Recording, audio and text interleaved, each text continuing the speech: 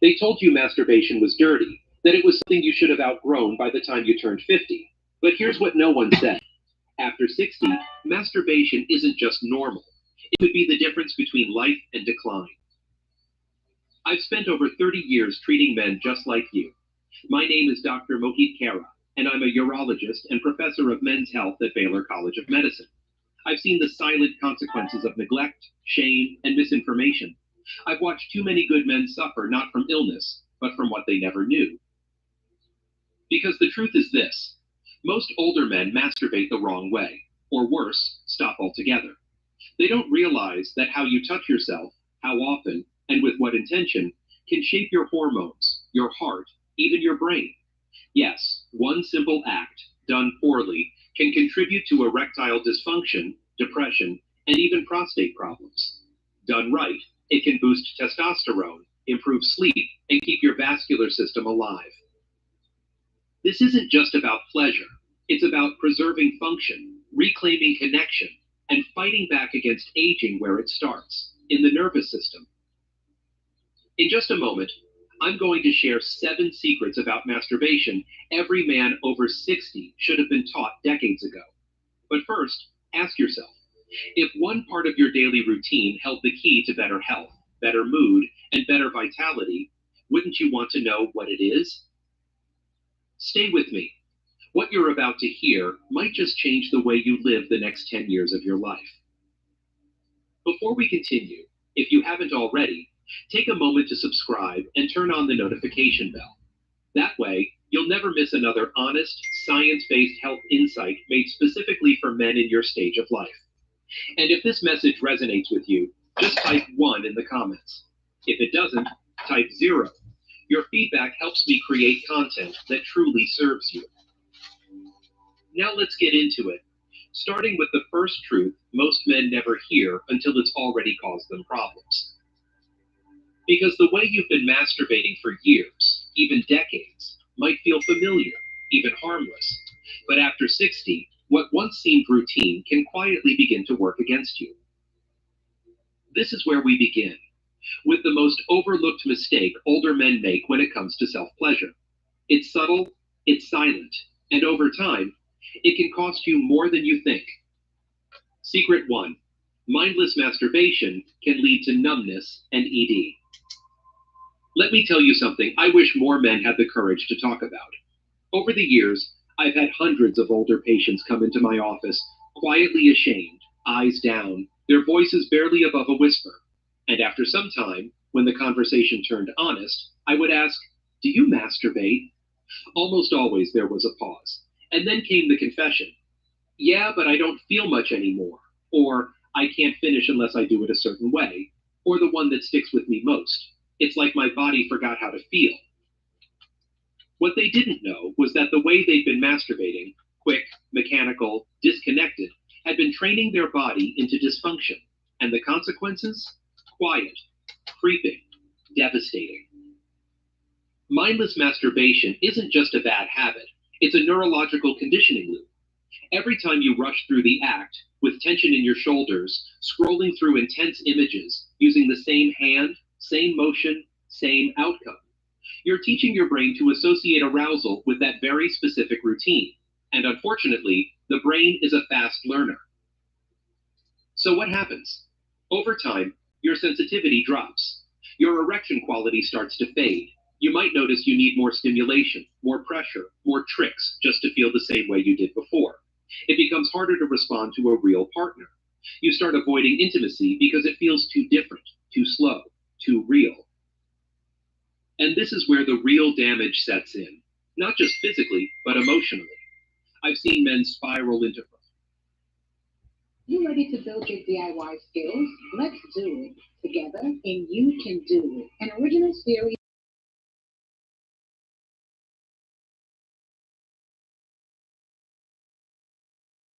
Frustration, shame, even depression, thinking their body is broken. But in many cases, their body isn't broken. It's overtrained in the wrong direction. This conditioning can lead to something called porn-induced erectile dysfunction, or PIED. It can also cause what's known as delayed ejaculation, or in some cases, complete anorgasmia, the inability to climax at all. These aren't rare conditions. They're quietly affecting millions of men. And the cruel part is, most of them never realize it's something they've unintentionally done to themselves. But here's the worst part, and I want you to hear me on this. When you condition your body this way, and you don't reverse course, it's not just sex you lose. You lose confidence. You lose connection. You begin to retreat. Your relationship with your own body turns cold. You avoid touch. You avoid closeness. And for many men, that sense of isolation becomes the gateway to much darker places: emotional distance, depression, even the early signs of cognitive decline. I've seen it again and again. The price you pay isn't just in the bedroom, it's in your spirit. It's in the way you carry yourself when you walk into a room. It's in the way you stop looking at yourself in the mirror. You slowly begin to disappear. Now, I'm not here to shame you. I'm here to wake you up. Because the good news is, your body can relearn. The nervous system can heal. But it takes awareness, patience, and a new way of approaching self-pleasure. One that's slower, more conscious, and more connected. Not just to sensation, but to emotion. Masturbation isn't the enemy, but doing it without awareness is like putting your car in gear and stepping on the gas without steering. Eventually, you crash, and by the time you notice the damage, the repair can take far longer than you think. But here's something most men don't realize. While mindless masturbation causes damage, there's something just as dangerous hiding in plain sight, something even quieter, even more common, and it's actually praised by society. In the next secret, I'll show you why not masturbating at all after 60 might be the very thing slowly sabotaging your health from the inside out. If you're still here and these insights are resonating with you, just type the number 1 in the comments to let me know you're still with me. Now, let's keep going. There's something important you need to hear next. Secret 2. Masturbation reduces prostate congestion and inflammation. There's a man I remember clearly from a few years back. Let's call him David. He was 68, proud, reserved, and the kind of guy who didn't like to talk about personal matters. But he came to see me because he was getting up 5, sometimes 6 times a night to pee. He said he felt pressure, fullness, even a dull ache deep in his pelvis. He thought it was just old age catching up. What he didn't expect me to ask was, "When was the last time you ejaculated?" He blinked at me like I'd asked him something absurd. "Years," he said. "I haven't had sex since my wife passed, and to be honest, I thought men my age were supposed to stop doing that." That right there is the myth. That once you hit a certain number, 60, 60, 70, you're supposed to just shut the whole system down. But here's what I told David, and what I'll tell you now. When you stop ejaculating, your prostate doesn't stop working. It keeps producing fluid. And if that fluid isn't released, it builds up, creating a kind of stagnant reservoir inside your body. That buildup? That's what leads to prostate congestion, inflammation, discomfort, and over time, real health risks. Your prostate is not designed to store fluid indefinitely, and when it does, it becomes swollen, inflamed, and irritated. That's when you start experiencing urinary urgency, weak stream, dribbling, even pain during urination or ejaculation. Most men chalk it up to aging, but in reality, it's a system backed up and under pressure. Here's where it gets serious. Chronic inflammation in the prostate has been linked to an increased risk of prostate cancer. Now, I'm not saying that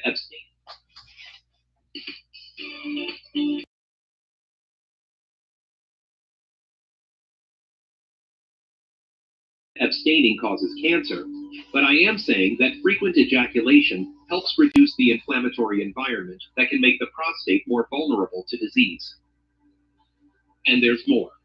A large Harvard study followed nearly 30,000 men over years and found that those who ejaculated at least 21 times per month had a significantly lower risk of developing prostate cancer than those who didn't. That's not myth, that's data. But let me bring it back to David.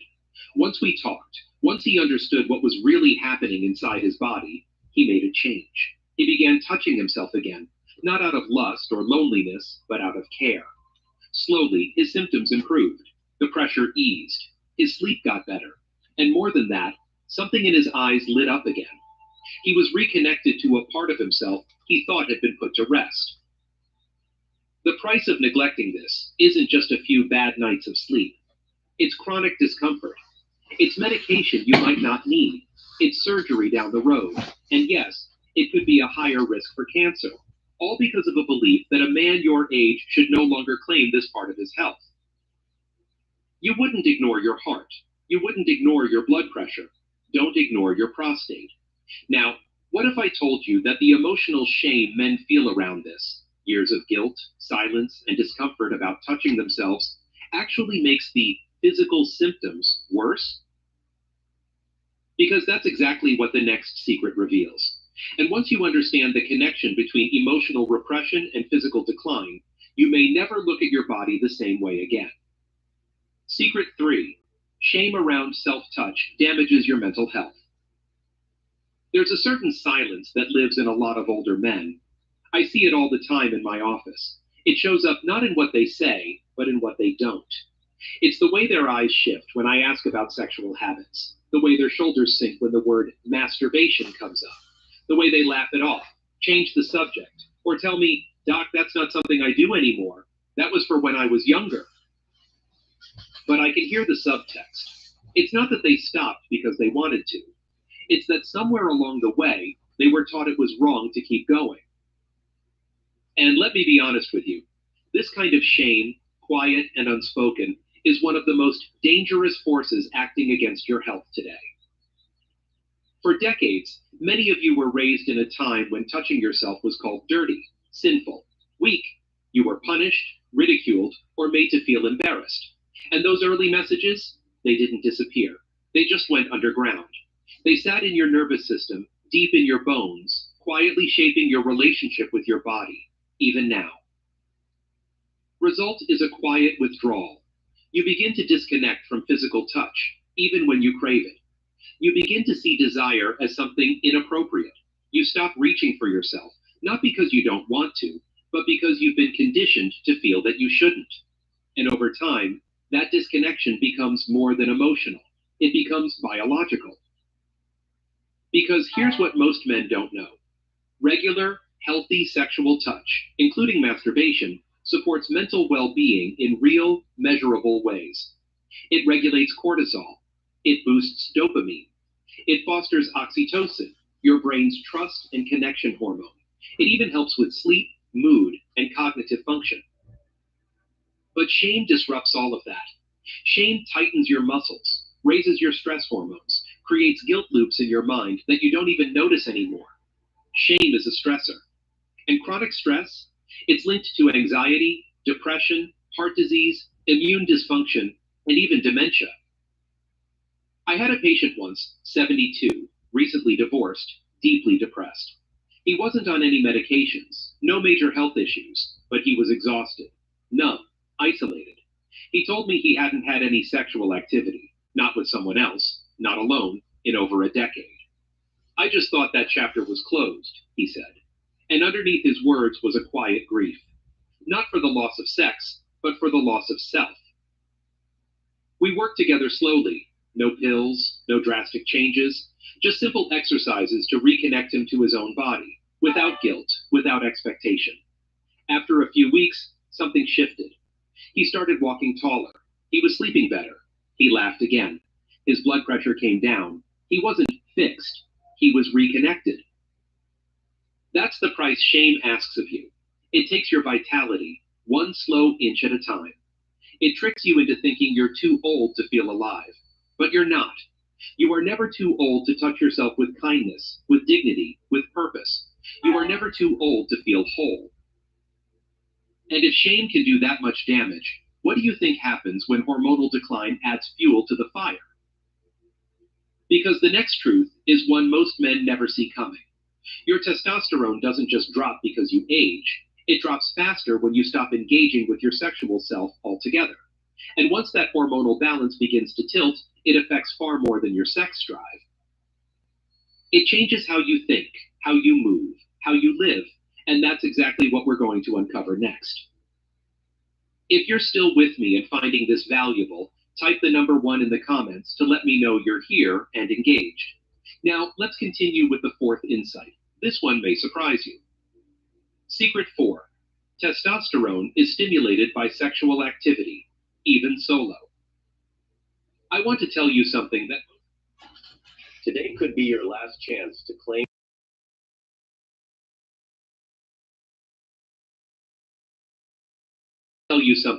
most men only find out when it's already too late. Something I wish every man over 60 could hear clearly, without embarrassment or doubt. Testosterone, the very hormone that fuels your energy, strength, drive, confidence, and sexual desire, doesn't just slowly fade away because of age. That's what you've been led to believe. But here's the truth I've learned after decades working with men just like you. Testosterone also drops when you stop living like a man who still wants to feel alive. When sexual energy is ignored, suppressed, or buried under years of shame and inactivity, your body begins to turn the dial down on its own masculinity. It says, he doesn't need this anymore. And it starts reallocating resources, redirecting hormones, slowing blood flow, conserving energy. Your muscle tone fades, your belly grows, your sleep worsens, and your spark, that edge that used to make you feel like yourself, begins to vanish. Not because you're old, but because your body has stopped being reminded that you're still here, still alive, still capable of desire. I remember a man named Frank, 73, retired firefighter, used to be all strength and presence.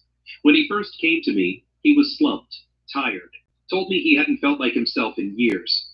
I'm just slowing down, he said. But I looked at his labs. His testosterone was barely above clinical deficiency. And when I asked him about sexual activity, he just shook his head. I don't see the point anymore. That belief, right there, is the real threat. Not the number on the calendar, but the moment you stop seeing your sexuality as a living, breathing part of who you are. I helped Frank slowly re-engage, not with anyone else, but with himself. Simple practices, no shame, just presence. And over the next few months, not only did his hormone levels improve, his posture changed. His voice carried more weight. He started lifting again. His eyes lit up when he talked. You see, the body responds to what you give attention to. When you ignore your sexual self, your testosterone listens. But when you reawaken it, even through solo, intentional touch, you're sending a signal to your brain, I still need this. I still want to feel. And the brain responds by turning systems back on that had been dimmed for years. This isn't just theory. We've seen studies showing short-term boosts in testosterone following sexual stimulation, even solo. We've seen how erotic imagination, physical engagement, and even anticipation can affect hormone regulation, mood, and motivation. Your body is built to respond to pleasure, to connection, to presence. And when you give it nothing, it slowly starts offering nothing back. The cost? It's higher than most men realize. Low testosterone has been tied not just to fatigue and sexual dysfunction, but to heart disease, diabetes, cognitive decline, depression, even a shorter lifespan. It is not just a number. It's a vital marker of how engaged you are with life itself. And the worst part? Most men never know how far they've drifted from themselves until it feels almost impossible to get back. But there is a way back. And it begins not with medication or surgery, but with reclaiming your own connection to your body, on your terms, in your space, without guilt. This is about reminding your biology that you're still in the game. And if that surprises you, just wait until you hear what I'm about to share next. Because there's something even more critical than testosterone, and most men are quietly damaging it every time they touch themselves the wrong way. Secret 5. Erectile function is a use it or lose it system. There's a quiet lie that many men come to believe after 60. It sounds like this. If I'm not having sex, then I don't need to worry about erections anymore. I've heard it countless times. Men brushing off concern about their function because they think they've aged out of needing it. But let me tell you something most doctors don't say plainly enough. Erectile function is not just about sex. It's about blood flow, nerve health, cardiovascular integrity, and longevity. Romans 8:28 reminds us that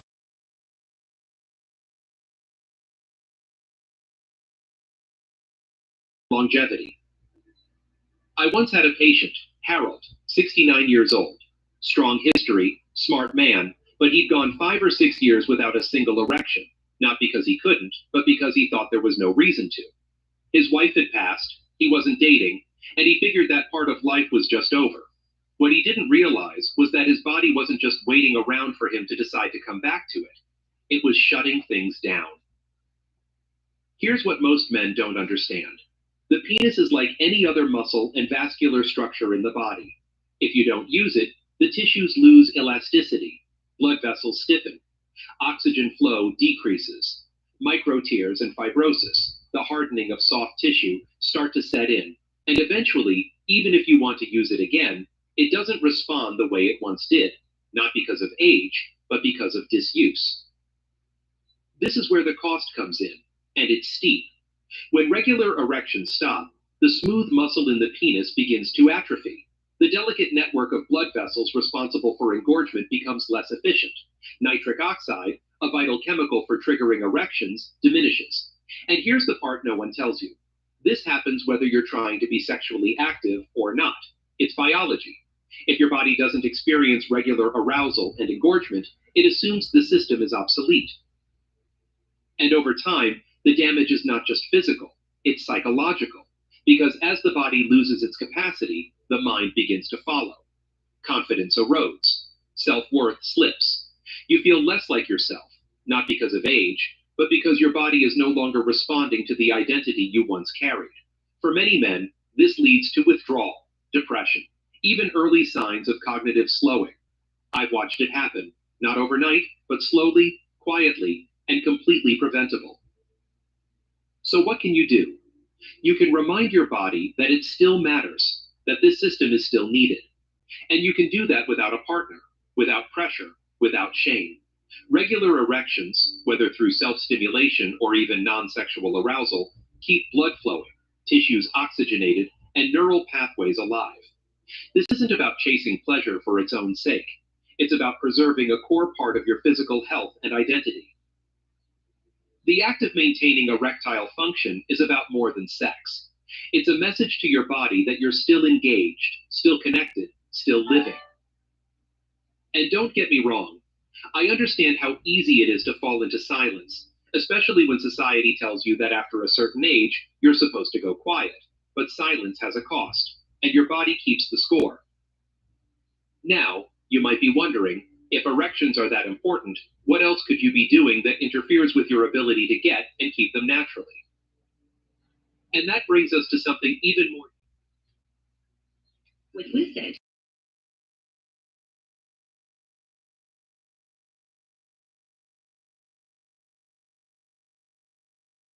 Even more damaging than inactivity. The modern addiction most older men don't recognize until it's rewired their brain. In the next section, we're going to talk about how pornography, yes, even the harmless kind, can silently steal your sensitivity, your arousal, and your joy. Secret 6, porn changes your brain, but you can take control. I want to talk to you about something that's often left in the shadows, especially for older men, pornography. Now, I know just saying the word can make some of you shift in your seat, maybe even want to look away. But if you're still with me, I'm asking you to hear this with open ears and an open heart, because what I'm about to say could very well change the way you view your mind, your body, and your masculinity. I've had men in their 60s and 70s sit across from me and admit they still watch porn. Not because they're obsessed, but because it's one of the few ways they still feel something. Many of them live alone. Some are divorced, others are widowed. They're not chasing thrills, they're chasing connection, or at least the memory of it. But here's what almost none of them realize. The kind of pornography available today is nothing like what they were first exposed to in their 20s. What used to be static images or soft visual cues has become a flood of high-speed, high-stimulation, instant gratification content. And the human brain, especially an aging one, isn't built to process that kind of overload without consequences. Every time you watch porn, especially the more extreme or fast-paced kind, your brain releases dopamine, a chemical associated with motivation, reward, and pleasure. But over time, repeated exposure desensitizes your brain's response to natural stimuli. It becomes harder to feel aroused by simple, real-life touch. You begin to need more intensity, more novelty, just to feel anything at all. That's not just about taste, it's about neurochemistry. It's about your wiring being altered by repetition. And when your brain is conditioned to expect artificial, exaggerated stimulation, your body follows. Erections become less responsive. Orgasm becomes more difficult. Some men even develop full-on porn-induced erectile dysfunction, where they're able to perform only with porn, and not at all with a real partner or in solo moments without it. The cost of this goes far beyond the bedroom. I've seen men spiral into shame, anxiety, frustration. They start to believe they're broken. They withdraw. They feel defeated. And tragically, they never connect the dots. They never realize it was the very thing they were turning to for relief that was slowly robbing them of their vitality.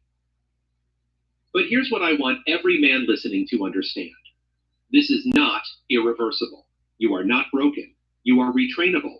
Your brain, even after 60, still has the capacity to heal, to reset, to rediscover what real, grounded arousal feels like. But that healing begins when you step away from artificial highs and allow your body to reconnect with reality, with presence, sensation, imagination, and yes, even silence. Some men choose to take a 30-day break from all visual stimulation. Others ease into it more slowly. What matters is that you begin to rebuild your nervous system's relationship to pleasure on your terms. The goal isn't to give up pleasure, it's to reclaim it, to make it your own again, to feel something real. Now, if porn has dulled your sensitivity, the next secret might hit even harder, because while digital content can hijack your brain, isolation can hijack your spirit. And the final truth I'll share with you may be the most important of all. Not about technique or chemistry, but about what happens to a man's body when he stops being touched altogether. Secret 7, the most dangerous mistake, isolation. Of all the risks older men face, there's one that's more dangerous than declining testosterone, more harmful than porn, and more damaging than any physical symptom, and that's isolation. Not just the kind that means you live alone. I'm talking about a deeper kind of silence. The kind where you stop being touched, stop touching yourself, stop connecting to your own body, not out of choice, but because somewhere along the way, you were taught that men your age are supposed to move on from that part of life. I remember a man named Peter. He was 76, a retired engineer, polite, put together, but there was something hollow in his voice when he talked about his day-to-day life. He told me he hadn't been physically touched in over a year. Not a hug, not a hand on the shoulder, nothing. He didn't say it with sadness. He said it with resignation, like it was simply a chapter that had ended. What Peter didn't realize was that touch is not a luxury. It's a biological need. The human body, even at 60, 70, 80 years old, is wired for it. When we go too long without physical contact, our nervous system begins to downshift. Oxytocin drops. Stress hormones creep in. Blood pressure rises. Sleep suffers. Immune function weakens. And most dangerous of all, the brain begins to shut down emotional and sensory circuits as a form of protection. In other words, when we stop being touched, we begin to go numb, not just physically, but emotionally. We lose a sense of aliveness. We stop feeling the urgency to engage with the world. And the tragedy is, this happens slowly, quietly. One day you're just skipping your routine. A week later, you're avoiding mirrors. A month later, you stop imagining anything pleasurable at all. And here's the part no one talks about. Isolation often starts in the bedroom. When a man stops touching himself, not just for pleasure, but for presence, for self-connection, his brain begins to interpret that as a form of emotional retreat. Over time, that withdrawal becomes self-reinforcing. He touches himself less, feels less, and becomes convinced there's nothing left to feel. That's the real cost. Not just lost erections or faded desire. It's the slow fading of identity, of purpose, of emotional sharpness. It's the quiet death of connection. And this isolation has been directly linked to depression, heart disease, even early death. Not because of age, but because of abandonment. Not by others, but by the self. Now, I want to be clear. This is not about shaming anyone. Life happens, loss happens, distance happens. But what doesn't have to happen is surrender, because the act of touching yourself, whether it's sexual or not, is not about vanity or habit. It's about claiming your body as still yours, about telling your brain, your heart, your nervous system, I'm still here. I still matter. I still want to feel. I've seen men come back to life simply by giving themselves permission to reconnect, to break the silence, to return to touch, to wake up the parts that went quiet too soon. And when they do, their posture changes, their voice returns, their spark begins to flicker again. And if you're still with me now, if something in this speaks to you, then what comes next may be the most important part of all. Because now that you've heard the 7 truths no one ever told you, I'm going to show you how to begin again, step by step, with a simple, powerful practice I give to my own patients. A daily ritual that helps rewire your body, rebuild sensitivity, and restore what time and silence tried to take away. Conclusion. If you've made it this far, I want to take a moment to speak to you, not just as a doctor, but as a man who spent decades sitting across from other men, hearing their fears, their regrets, and sometimes their quiet hopes. What we've talked about today isn't just about masturbation. It's about something much deeper. It's about how you relate to your body, how you carry your history, and whether or not you're willing to believe that your life, your sexual life, your emotional life, your physical life, isn't over just because the world told you it should be. We started with the truth that mindless masturbation can slowly train your body into dysfunction. That rushing through the motions, disconnected and distracted, isn't harmless. It's rewiring your brain and eroding your sensitivity. We looked at how avoiding ejaculation altogether can lead to prostate congestion, inflammation, and in some cases even increase the risk of cancer. Eligibility confirmed.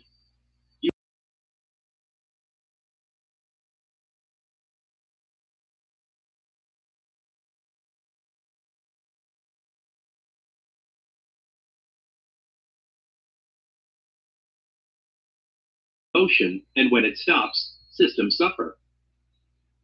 We talked about the silent poison of shame, how so many men still carry guilt that isn't even theirs. Guilt they inherited from culture, religion, or family. Guilt that has no place in a healthy man's relationship with his own body. We explored how low testosterone isn't just something that happens with age, but something that accelerates when you stop engaging with your sexual self, and how something as simple as solo touch can start to turn that tide. We talked about how your erection isn't just a sexual function, but a sign of vascular health.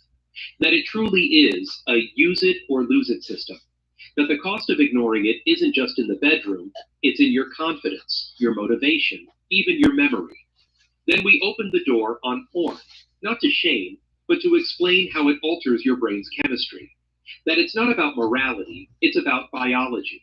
That what once sparked excitement can, over time, numb you to reality. And finally, we looked at the most dangerous mistake of all, isolation. When you stop touching, stop being touched, stop connecting in any way, the body begins to pull back. Not just from pleasure, but from purpose, from emotion, from life itself. What I want you to take away from all this is simple. You're not broken.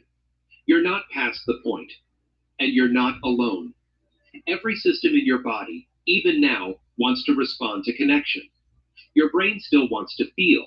Your heart still wants to open. Your skin still wants to remember what it means to be alive. And that journey back doesn't require anyone else. It starts with you. It starts with a choice. To stop shrinking. To stop apologizing for wanting to feel good in your own body. To stop believing the lie that age makes you invisible. You're not invisible. You're still here. And what you do with that matters. So here's what I tell my patients when they're ready to start again. Not with pills, not with guilt, but with presence. I give them a simple daily practice, what I call the Golden Protocol. 10 minutes a day, quiet, intentional, respectful time to reconnect with themselves. No agenda, no pressure, just touch, breath, and awareness. For some, it becomes a morning ritual. For others, a bedtime routine. But almost always, it becomes a turning point. Because when a man touches himself with care, not out of habit or desperation, but with curiosity, something shifts. His body remembers, his mind softens, his spark returns. And maybe yours can too. This isn't just about reclaiming your sexuality, it's about reclaiming yourself. And that starts right here, right now, with you.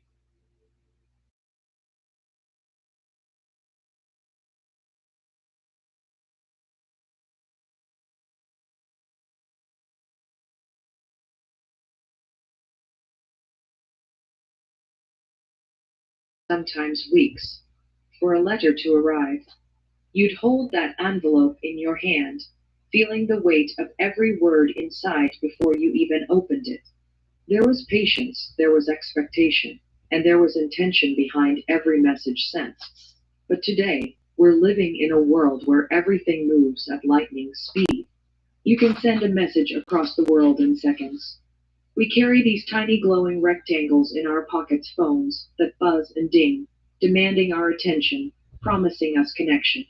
But somewhere in all that convenience, we've lost something important. See, in this digital age, communication should be easier than ever. But often it's not. Somehow, even with all this technology, we've gotten more distant.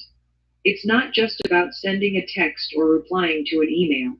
It's about the energy we put or don't put into it. We ghost people, we leave them on read, we tell ourselves, I'll answer later, and then later never comes. And maybe we don't even mean harm by it. We're busy, we're distracted, life gets loud, but what we forget is, on the other end of that message is a person.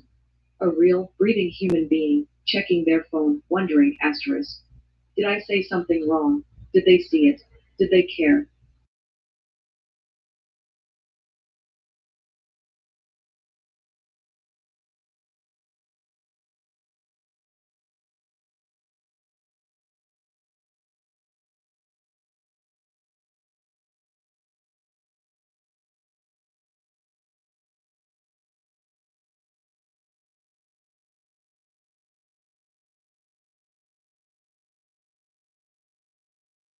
In a world filled with noise, a meaningful response can feel like silence, breaking open with warmth. Sometimes we underestimate how much weight a message carries, especially when someone is vulnerable enough to reach out first. It might be a text that just says, hey, how are you?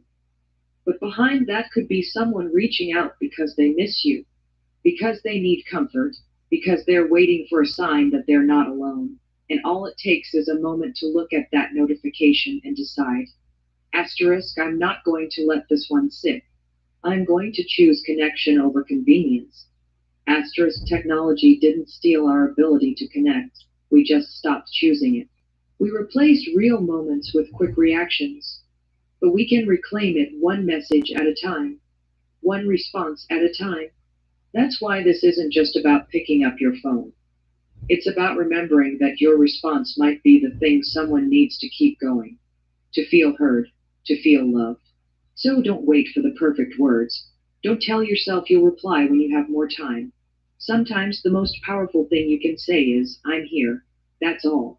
I'm here, that little message. It could be the light someone's been hoping for. Shoot him a response. You ever sit by your phone, waiting on a reply that just never comes? Not because the person's busy for the day or off the grid, but because you know they saw it. You know they read it. And now you're stuck in that quiet space between being acknowledged and being ignored. That space we've come to know too well these days. It's what people call being left on read. And let me tell you, it's not just a modern phrase. It's a whole emotional state. That silence, it gets loud. You start to question everything. Did I come off too strong? Maybe I shouldn't have said that. Are they upset with me? And your mind, oh, You'll write 1,000 stories in that silence, none of them good. That's what happens when people don't respond. We start filling in the blanks ourselves, and most times we fill them in with fear, with doubt, with rejection. The truth is, we're all carrying around these unspoken questions. Some of us are holding out hope for someone to just say something asterisk, anything asterisk, to remind us we're not invisible. Because it's not always about needing a deep or poetic message. Sometimes it's about being seen, about someone showing up in a small way that makes you feel like you matter. And when that doesn't come, it chips away at you a little. It's not dramatic, it's just real. It's funny, in a culture where we can connect with hundreds of people in an instant, we've created a new kind of distance, an emotional limbo where people are always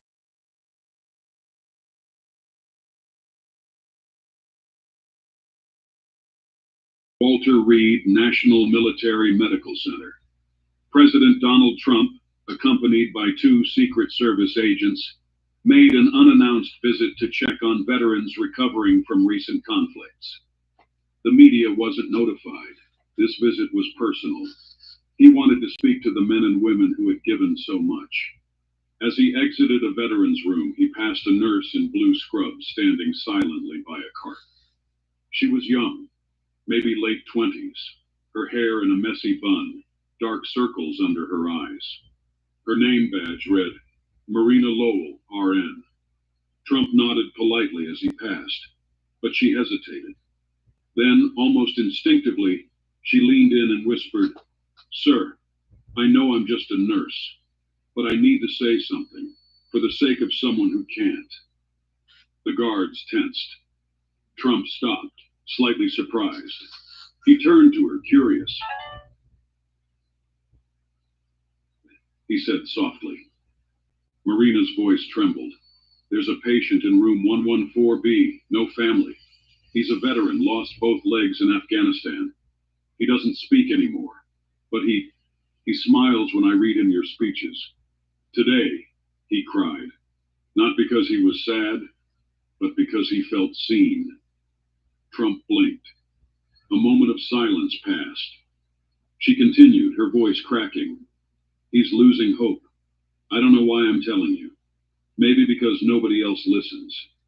Not really. Trump gave her a long look. What's his name? Specialist Granger, sir. Dean Granger. With a solemn nod, Trump walked down the hallway toward room 114B. Marina stood there frozen, heart pounding, unsure if she had just done something incredibly brave or foolish. She never imagined that her whispered plea would be heard, and that the next 24 hours would change her life forever. Trump stepped into room 114B. It was dimly lit, with the beeping of machines filling the silence. Lying on the bed was Specialist Dean Granger, early 30s, pale, with a calm but hollow stare. Both legs were gone. His hands rested on a blanket, fingers twitching slightly. Trump approached quietly. Dean, he asked. The soldier didn't respond. But when Trump sat down and placed a hand gently on the bed, Dean blinked, twice. A flicker of recognition. Marina had followed to the door, watching quietly. She mouthed, he understands. Trump cleared his throat. I was told you served in Afghanistan. You gave this country everything, and I want you to know it hasn't gone unnoticed. Dean's eyes welled up. Trump noticed a journal on the table. Inside, pages were filled with words written by someone else. Nurses, maybe. Little notes. Read Lincoln's Gettysburg Address today. Played Johnny Cash. One entry caught his eye. He smiled when I read Trump's 4th of July speech. He raised a thumb. Signed, Monsieur Lowell. Trump looked at the soldier. That nurse of yours, Marina. She told me everything. She says you're a fighter. I believe her. Last warning, if you did not get your funeral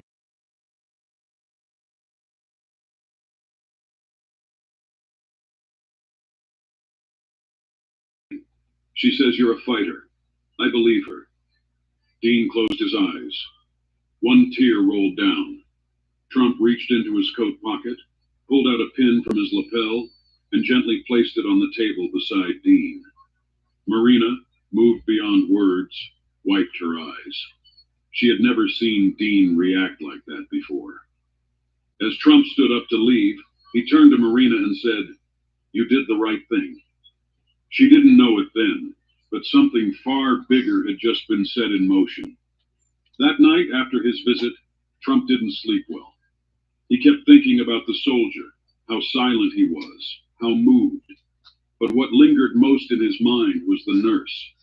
There was something about the way Marina spoke, not seeking fame, just trying to make someone else feel heard. The next morning, before he returned to the White House, Trump asked for the full file on Specialist Dean Granger. His chief of staff handed him a folder. Inside was a letter. It had been written by Dean before he lost his speech due to trauma complications. It read, "If I go silent, let someone speak for me. If I can't stand, let someone stand beside me. If I lose everything, please remind me I still matter." It was haunting and beautiful. Trump stared at the letter for a long time. Then he asked, "Do we have her name?" "The nurse?" "Yes, Marina Lowell. She's been at Walter Reed for 3 years. Lives alone. Volunteers at the Veterans Shelter on weekends." Trump nodded slowly. "I want to do something for her. Quietly." He made one call, then another. By lunchtime, 3 people in Washington were tasked with gathering more about Marina's story and preparing to bring it to light in a way that would honor her humility, not exploit it. Meanwhile, Marina was back on the floor, changing sheets, holding hands, and whispering hope. She had no idea what was coming. The next morning at Walter Reed began like any other. Marina grabbed her coffee from the vending machine, clocked in, and made her usual rounds. She paused outside room 114B to check on Specialist Granger. He was awake, eyes focused, and more alert than she had ever seen. "Good morning, soldier," she said cheerfully. Dean blinked, then slowly lifted his hand and gave her a thumbs up. She gasped. "That's the strongest move I've seen from you yet." He held it there a moment longer, then pointed toward the table. There was a note, not his. It read, "You matter. Keep fighting. DT." Her hands trembled. That couldn't be... Could it? Suddenly, a call came over the hospital intercom. "Nurse Marina Lowell, please report to administration." She looked around, confused.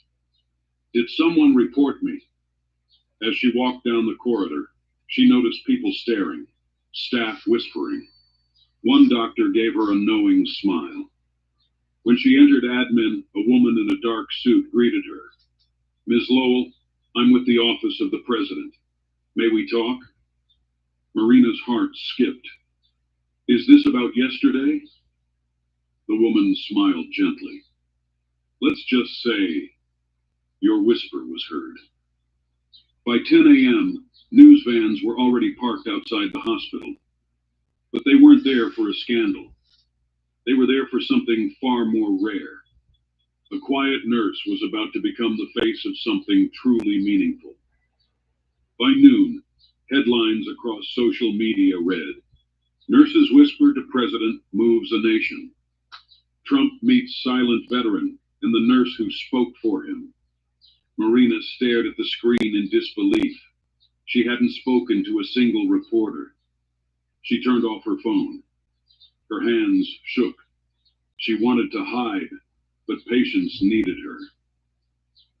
Down the hall, Dean Granger had visitors. A team from the Veterans Outreach Department had arrived with gifts, fresh linens, and a promise. "The president asked us to make sure this man gets everything he needs." Marina watched from the door, overwhelmed. One of them turned to her. "You're Marina? He asked about you too." Back in her break room, She found a letter on the table. It was printed on White House stationery. Marina, sometimes the quietest voices carry the most truth. Thank you for being a soldier for the voiceless. Tomorrow I'm telling America your story. With your permission, DJT. Marina sat down. The tears came suddenly. Tears of exhaustion, gratitude, and disbelief. No one had ever thanked her like that. She had become a nurse because her older brother, a Marine, died when she was 16. She couldn't save him, but she could fight for others like him. She never wanted attention, but now the world was watching. And deep down, she realized, maybe this wasn't about her at all. Marina walked out of the break room, the letter still trembling in her hands. She took a deep breath and glanced at a photo pinned inside her locker. A young Marine in uniform. Her brother, Nathan Lowell, killed in action in Fallujah. He was only 22. She touched the photo softly. I wish you could see this, Nate. At night, she returned home to find reporters waiting outside her apartment. Flashes, questions, microphones. Nurse Lowell, how did you meet the president? Why did you whisper to him? Is it true you read his speeches to a veteran? She froze. Her neighbor, Mrs. Nari, an elderly woman from upstairs, stepped between her and the cameras. This girl helped my husband walk again after a stroke. Let her rest. Marina managed to make it inside. She sat in silence for an hour. Then a message arrived on her phone from the White House. You don't have to speak to the press. We'll respect your wishes. But the story is already spreading, for all the right reasons. Attached was a video, Trump addressing a small crowd of veterans that afternoon. This nurse, Marina Lowell, spoke not for herself, but for a man who could no longer speak. Her whisper carried a wounded soldier's truth. She reminded me that service doesn't end on the battlefield. Sometimes it wears scrubs. Marina covered her mouth with her hand. Tears streamed down. She hadn't just been heard. She had become a voice for others like her. The next morning, Marina's hospital was flooded with calls from families, foundations, and media outlets wanting to know more about the whisper that shook the room. Walter Reed's director called her in. Marina, the president personally asked if you'd be comfortable doing a brief interview with a journalist who's a veteran herself. No pressure. She sat, nervous. She'd never been on TV. She didn't wear makeup. She didn't want fame. But something tugged at her. Dean's thumb rising. The letter from Trump. Her brother's photo. She nodded. If it helps other nurses or veterans like Dean, I'll do it. This pissed off a lot of Americans. That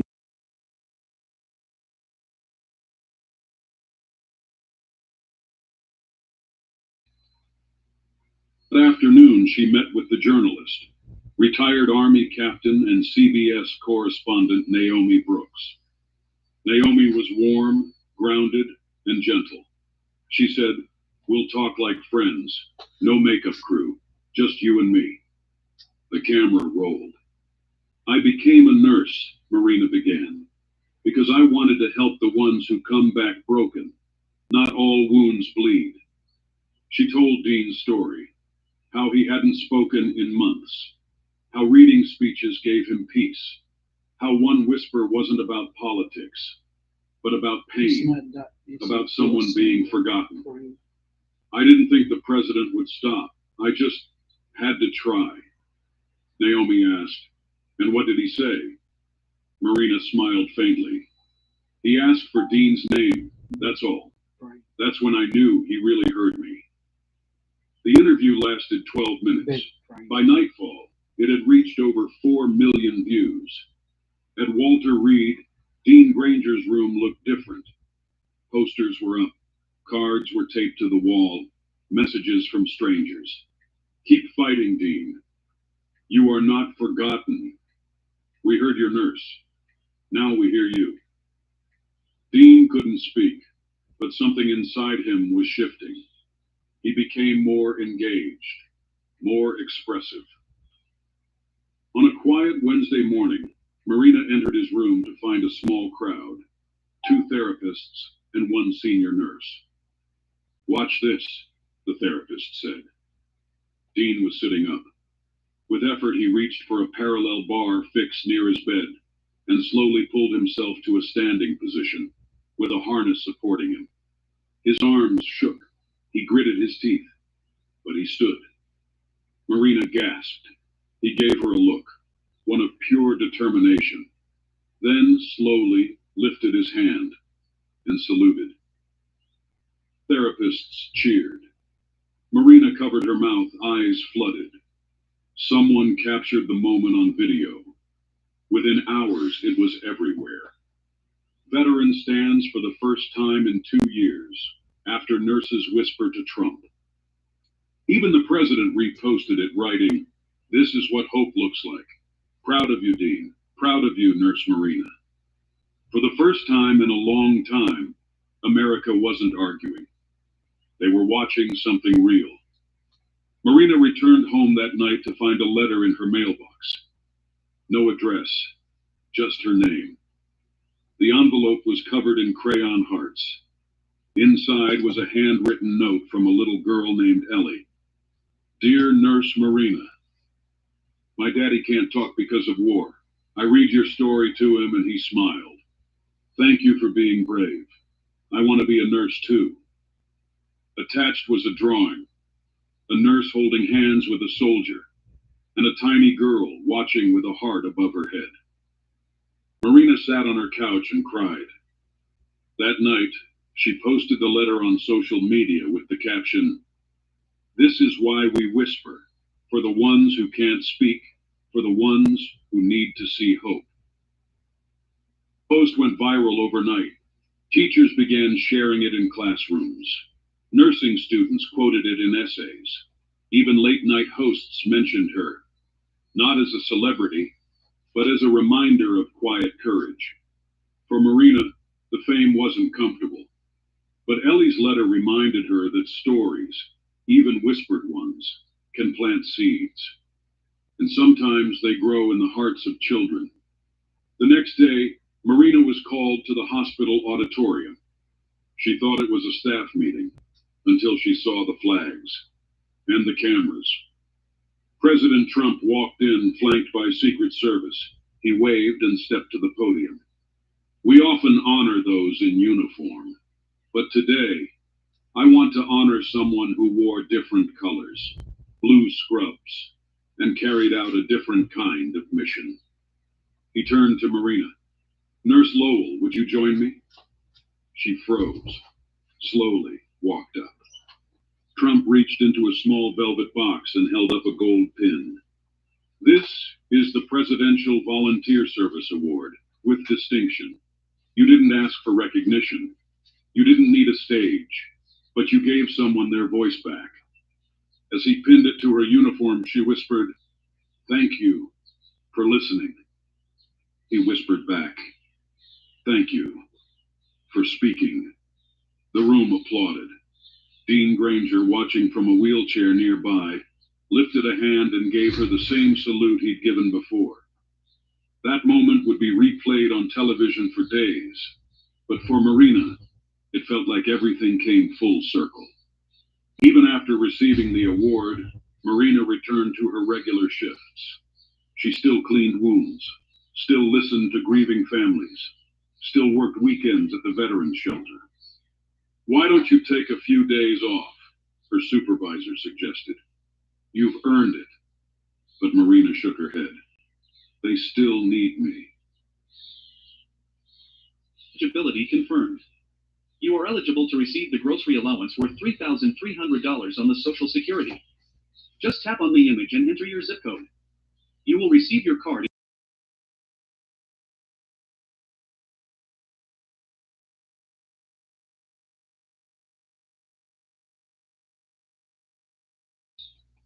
That night, a new patient arrived, a young woman, Specialist Tara King, fresh out of a combat zone, suffering from severe PTSD. She didn't speak, refused food, barely moved. No one could reach her, except Marina. Sat at her bedside night after night, reading quietly. Not politics, just poetry, letters from soldiers, and even Ellie's crayon note. On the third night, Tara whispered, "You're her, the whisper nurse." Marina smiled. "I'm just someone who stayed." Tara reached out and held Marina's hand. Sometimes the most powerful thing isn't a title or a speech. It's showing up, again and again. That week, the hospital saw a 15% spike in volunteer applications. Because when the world sees courage in scrubs, they want to follow. A week later, Marina received a package at the hospital. Inside were 237 letters from veterans, active duty soldiers, and military families. Some typed, most handwritten. One said, "I haven't been hugged since my last deployment. After watching what you did, my daughter came home from school and hugged me for the first time in years. Retired Sergeant Paul Ramirez." Another, "I wanted to end my life last month, but I watched your story, and suddenly I wanted to try again." Anonymous. The letters poured in. Marina spent every lunch break reading them, crying, replying. She wasn't a celebrity. She wasn't rich. She was just someone who gave people space to be seen again. She created a bulletin board in the hospital's Veterans Wing, titled "Whispers That Echo." Every day she pinned a new letter. Soon families began reading them out loud in waiting rooms. Visitors brought their own stories. Veterans who hadn't spoken in months opened up. Marina hadn't just whispered. She'd started a movement. Collaboration anxiety.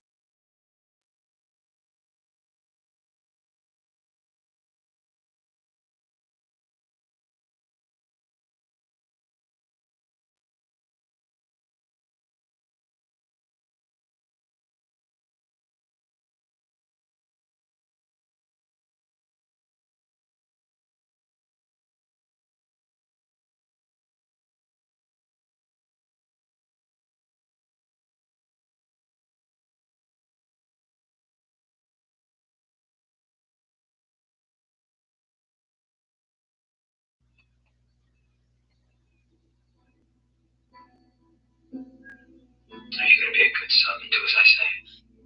Yes. Yes, what? Yes, sir. And why will you submit to me in this way? Because I am your sub, sir. That's right. And why are you my sub? Because you are worthy of being my dom. Good girl. The story I'm about to tell you may shock you, make you feel uncomfortable, even scared, but not for the reasons you think. Mom! Hey, sweetheart. Chad's mom says not to pick him up on Thursday. He's not going to practice. Thank you. Now why don't you go take your dirty uniform off and put it in the laundry? This is my story, and it's real. It's not a fantasy or a nightmare, although it has elements of both. It's a story of liberation through sex, power, domination, submission, and love.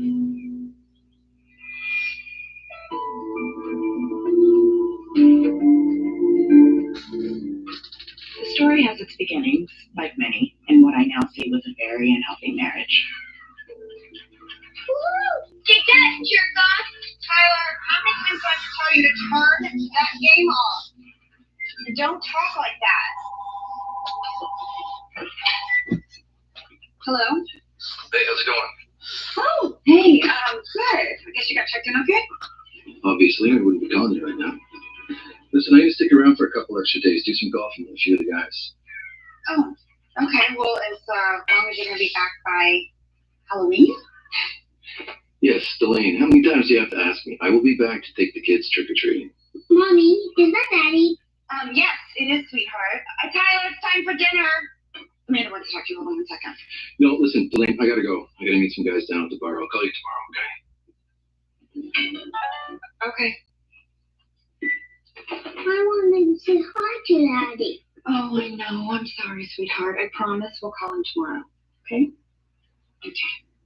Now, napkins in our laps. I didn't know it then, but this was the beginning of the end. For years, I'd single-handedly raised our 2 children while my husband made a living. He was rarely around, and when he was, his attention was elsewhere. So when he was home, I tried to keep the peace for the sake of our kids, and when he was gone, I just made excuses.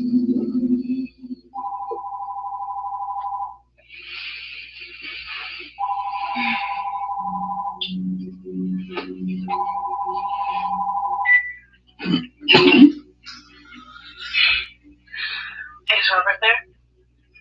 No, he's away for work. Out with script that takes. In with one that's giving.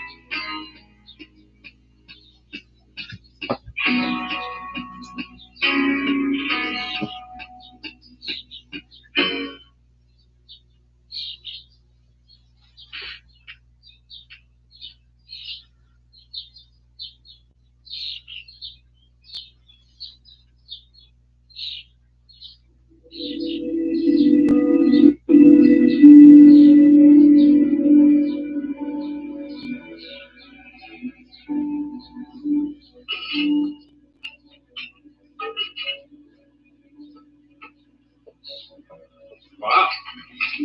Smells great in here. Wait, our anniversary's next month, right? We're celebrating something else. Oh? Mm-hmm. Are you having any? Not for the next 9 months or so. You're not. Well, according to the little blue strip that I peed on, I am. We're having a baby? We're having a baby. We're having a baby? Wow.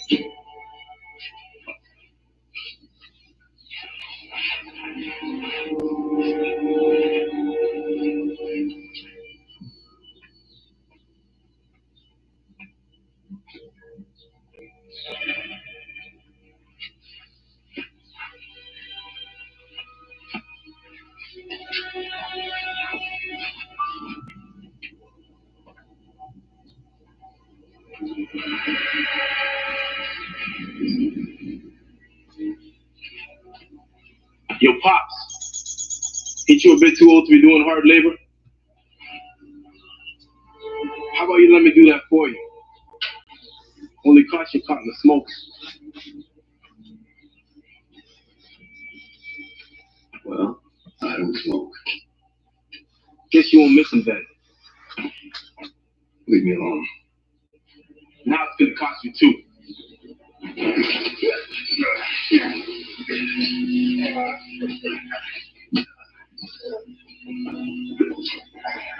Some guys never learn.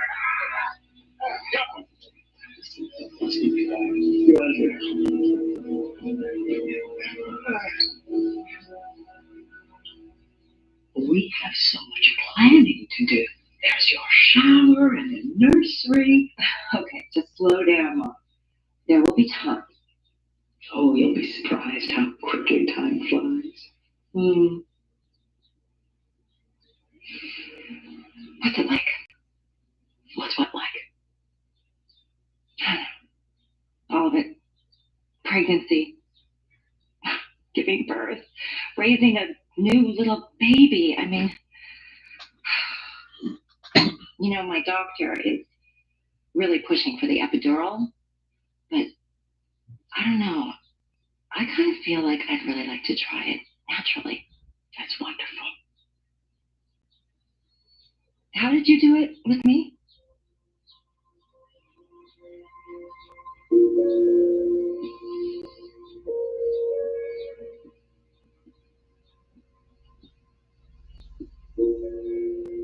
Mom? Are you okay? Honey, there's something I need to tell you. Okay? You know how much your father loved you? How much I love you? We tried for years, but we couldn't. Lauren, you were adopted.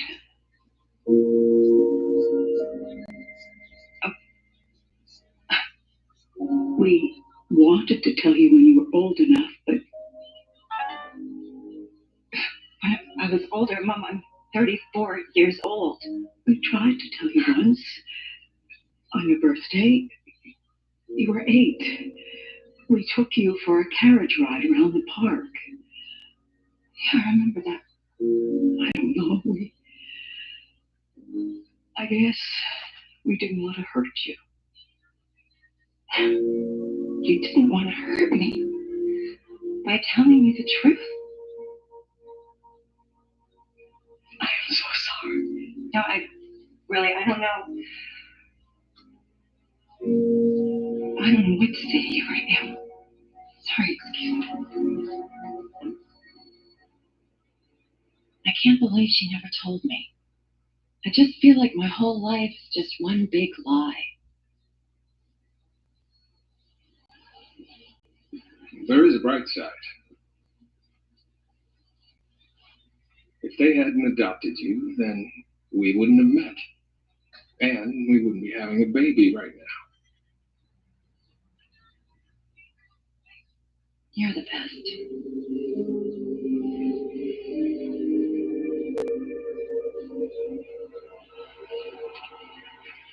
Hey. Hey there.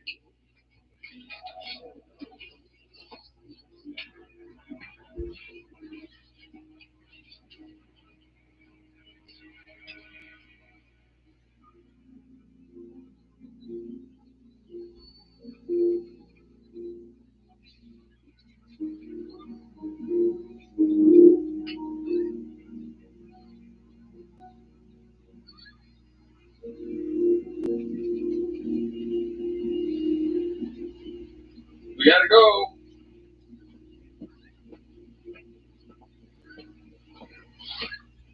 Honey, I don't think your parents meant to hurt you.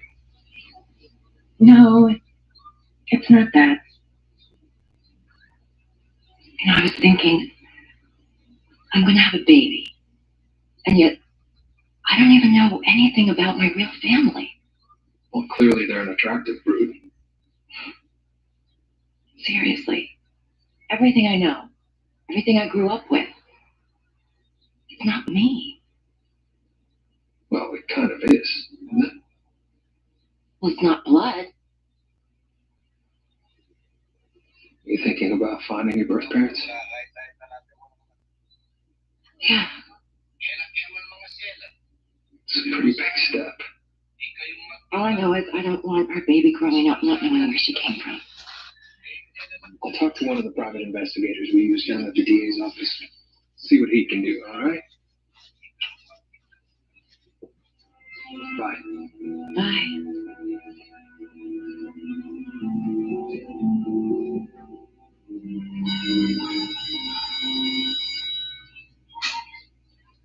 Amber Coulson.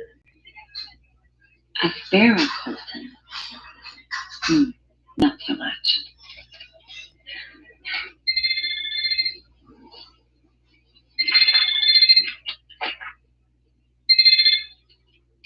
Hello? Mrs. Coulson, this is Jim Brennan. Your husband gave me your number. I'm a private investigator. Oh. Yes, hi. Do you have some time to get together today? I get off school at 3. Congratulations, by the way. Dennis tells me you're expecting. Thanks. I always wanted to have kids. Never found the right girl. Okay, the suspense is officially killing me. Sorry. Good news. I was able to locate your birth mother. How did you do it so quickly? As long as the adoption's legal, which yours was, the paper trail's actually pretty easy to follow. Oh, but aren't those records confidential? For every confidence, there's someone willing to betray it.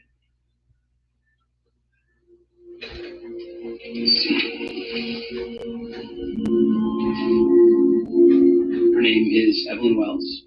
She lives in a small town upstate, and all her contact information is in there. Oh, but what about There's no record of your birth father. It's not uncommon. Miss Wells wasn't married at the time, so... Oh. Do you mind if I give you some advice? Sure. Try not to get your hopes up too much. Sometimes these things don't work out so well.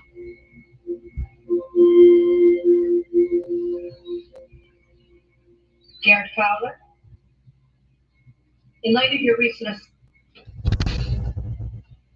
the decision of this panel that your request for parole be denied and that you continue to serve your life sentence. You'll be eligible to apply again 3 years from today.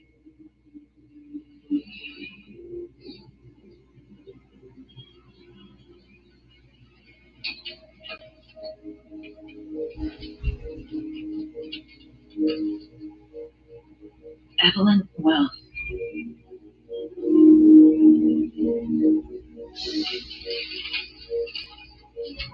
This is Evelyn. Leave a message. Hello, this message is for Evelyn Wells. My name is Lauren. Lauren Colson. I wrote you before too. I'm not sure if you got the letter, but it's very important that I speak with you, so please call me back. My number is, oh, well, I left a message already. So please call me back. Thank you. Maybe she just doesn't want to be found. I can only imagine it must have been traumatic, giving up your child. Maybe I should just go up there. Just knock on the door? Well, what choice do I have? Lauren, you have no idea what you'd be walking into. This woman is my mother. You know, she gave me a name. So we'll go. What about your big case? I haven't heard anything yet. That town's only a couple hours away from here, right? Yeah. So we'll go for the weekend. Maybe we'll find a nice little bed and breakfast. Thank you.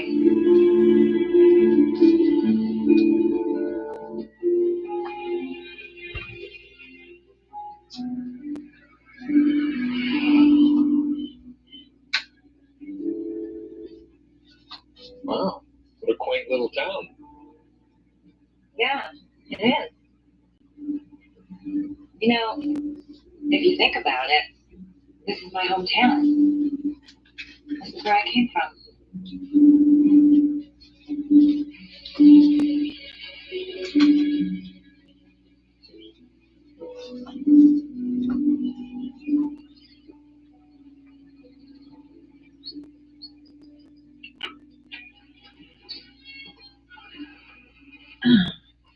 Hello?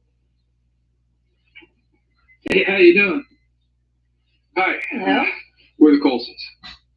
You're in the Robin's Nest suite. It's up the stairs, down the end of the hall, Candace. Okay, thanks. Can I take those bags from you? Oh, that's fine. I've got them. You sure? Thank you. Have a nice time.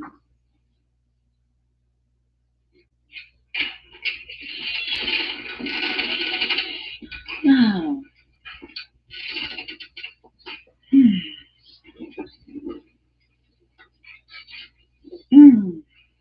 Nice touch. Well done, counselor. Thank you.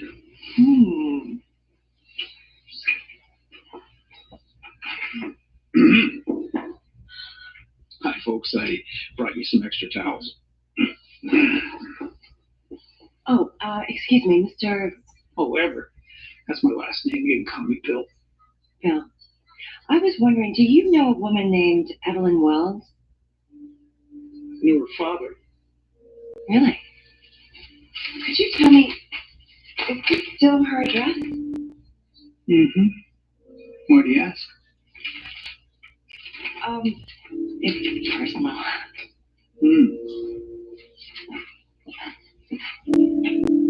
There you go.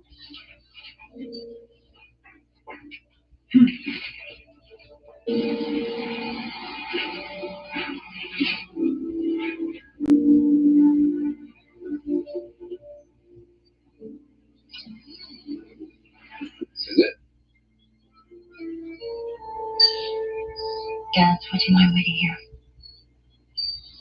You sure? I think I need to do this on my own.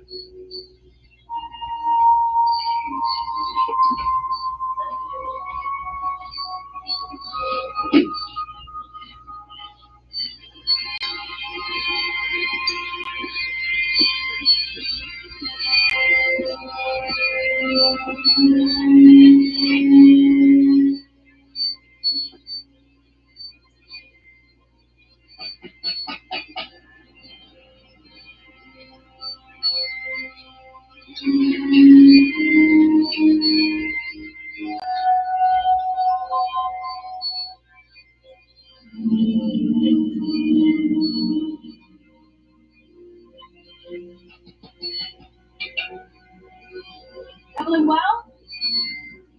Laura Colton?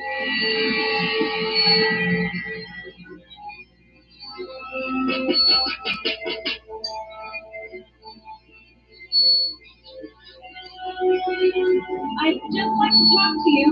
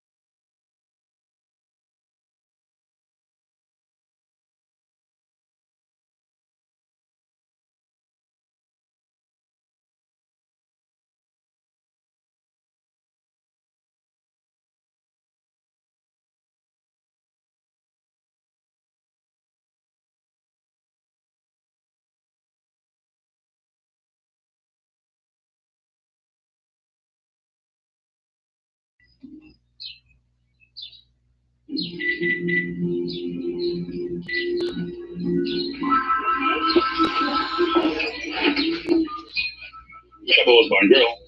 Hi, I just got a call from this number. Was a woman asking for my husband, Robert Morris. That was Natasha. Just hang up with her. Just hang up. No, please don't hang up.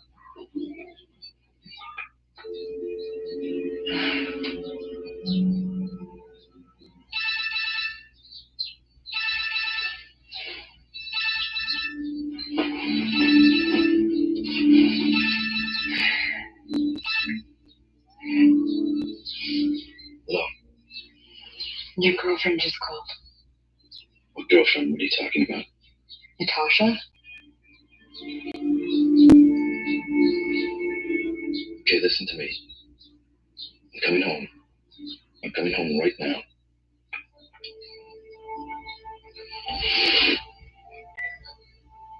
Robert insisted he wasn't in love with Natasha. It was purely sexual. He said the affair was my fault. If I'd been more interested in sex, he wouldn't have come looking for it elsewhere.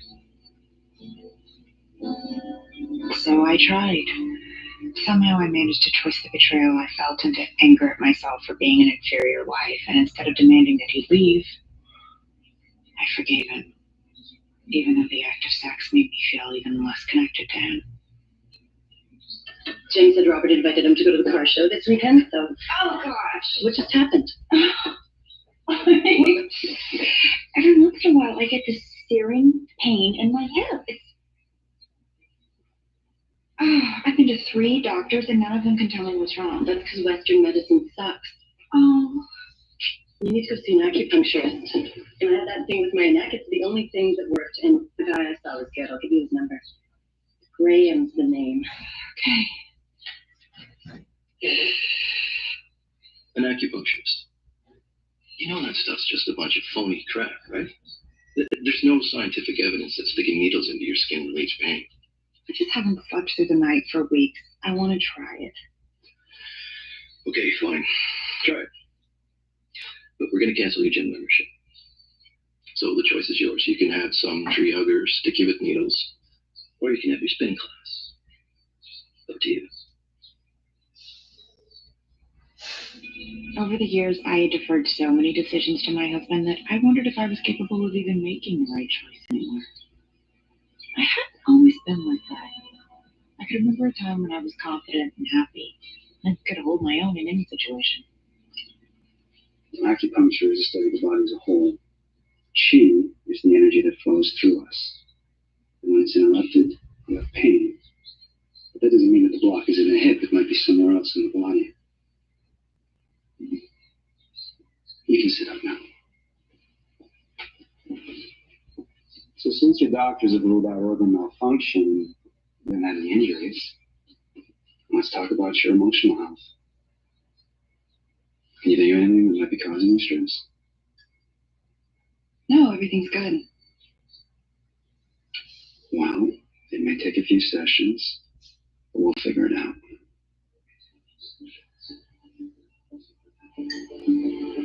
There was something about Graham that made me feel centered. His sessions helped me so much, I started going twice a week. And about a month in, I had what you might call a breakthrough. What is in a session, Trey? My husband had an affair.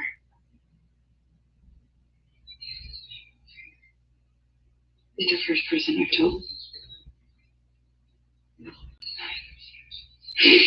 I can't really blame him though. I looked her up online. She's gorgeous. Delaney? His cheating had to do with him, not you. I just want him to be attracted to me. He says he will after I get breast implants. Whose idea was that? Mine. Sort of. I just want him to be happy. Are you happy? I will be. When I feel like I'm enough for him. Elaine, for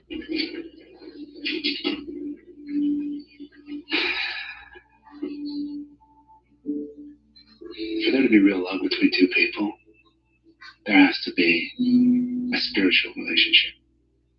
And a physical relationship without the spiritual, it's like a body with no soul. But you have a beautiful spirit. See, women have a feminine energy that we don't. So the masculine energy craves the feminine one for completion. That's why it's more about a spiritual connection than a physical one. You exude that feminine energy. And that is why you are so alluring.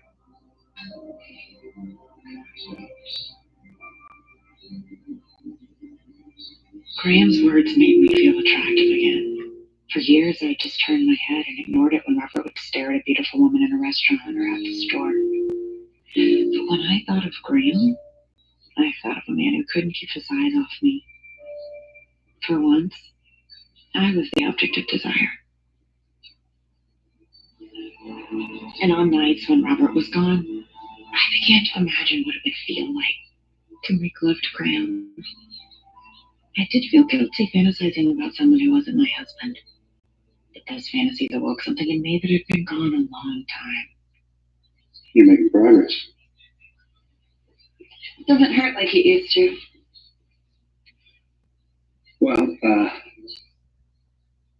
Being able to change people's lives is really the best part of the job. We change their ability to chew and eat the things that they love, and we really just change their self-esteem and their overall outlook on life. Really, I've seen patients who come in and they're kind of down on life. A lot of them are staying away from friends and family because of the shame of their teeth, and after they undergo this procedure, they come back and it's like they're a different person. They're just so excited and happy with their new life, and being a part of that and being able to do that for patients, it's really what it's all about.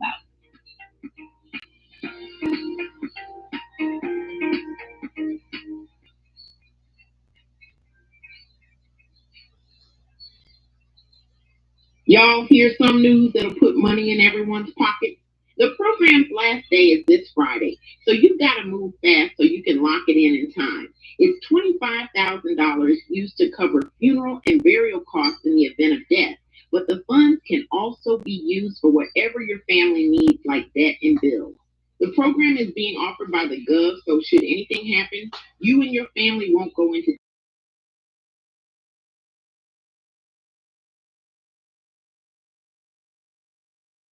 Well, normally I tell you that you don't need to come in as often. But I'm not going to say that.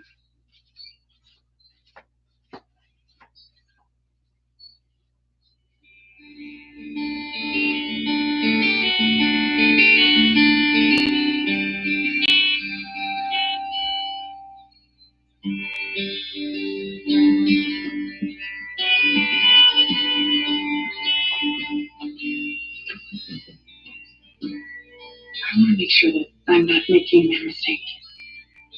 Listen, it's a mistake. Your head or your heart. I want to break bread with you, to dance amongst the dead with you, to fall into the arms of the sea and to breathe. I want to break you with you. I want to say I can be too. Feel your body breaking through it. Breathe and breathe and breathe. Even though I was riddled with guilt afterward, I did something I never thought I would do. I had sex with someone besides Robert. Go ahead. 1, 2. There are people who will tell you that an affair can actually make a marriage better. Okay, go again. 1, 2, 3, 4, 5. Here now can we watch. Hey. Did you forget to pack my gray slacks? Oh, they were still at the cleaner, so I packed your brown ones instead and the shirt that goes with them. Right. See, this is why you need to ask them specifically for next day service. It's the whole reason we switched dry cleaners, right? Yeah, I guess it was. Yeah. Okay, I gotta go.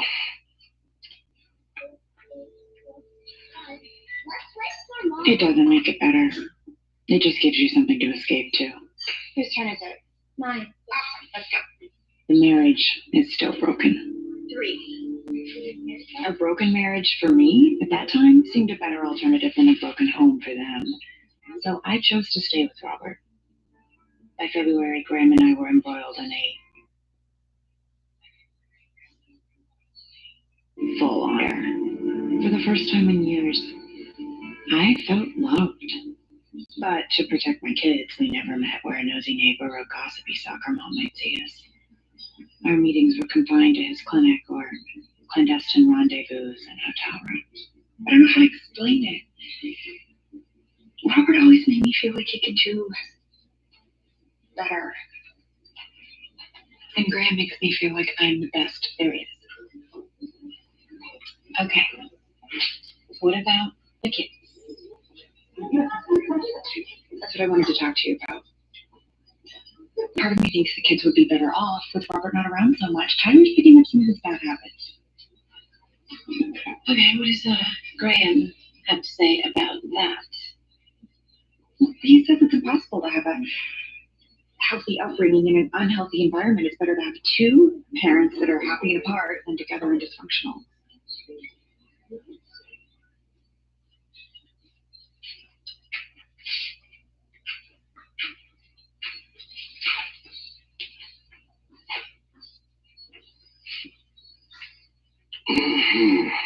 I am so horny. Robert's at the door. No, wait. When I get back from the trade show, I think we should schedule your gift to me. I'm going to be around a lot more. I can take care of the kids while you recover. And one of the guys from work, he told me his wife had a great surgeon. So he's going to send me the doctor's info.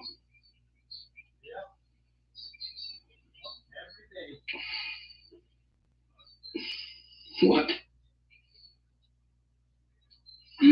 breast implants. I don't want to stay in this marriage. I want a divorce. You want a divorce from me? I've thought a lot about it. So, that's it? No discussion? Nothing? You don't want a boob job and you're leaving now? Please keep your voice down.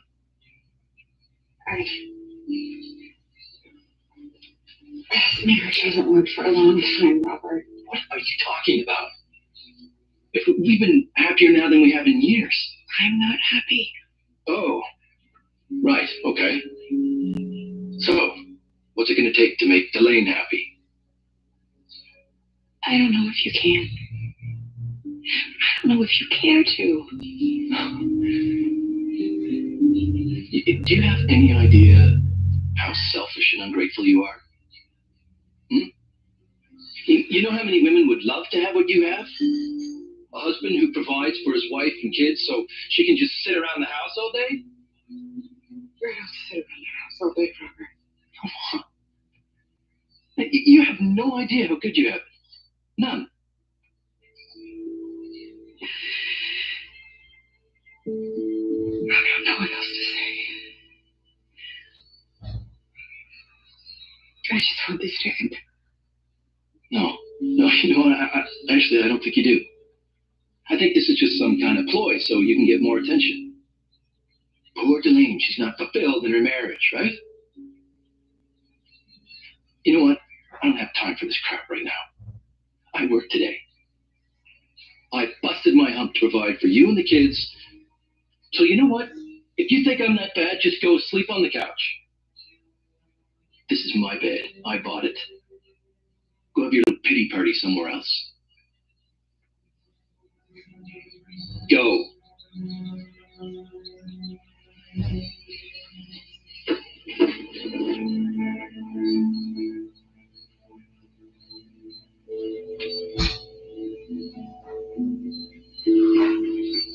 I hadn't planned on telling Robert the way I did. It just came out because I couldn't keep it inside any longer. I felt such a mix of emotions. Relief that the marriage was finally over, happiness that I could start over with Graham, fear of how vindictive Robert would be during the divorce, and guilt. Incredible guilt that I was taking my children's family away from them. Did Robert move out yet? He's going to this weekend. Did you tell him about Graham? No.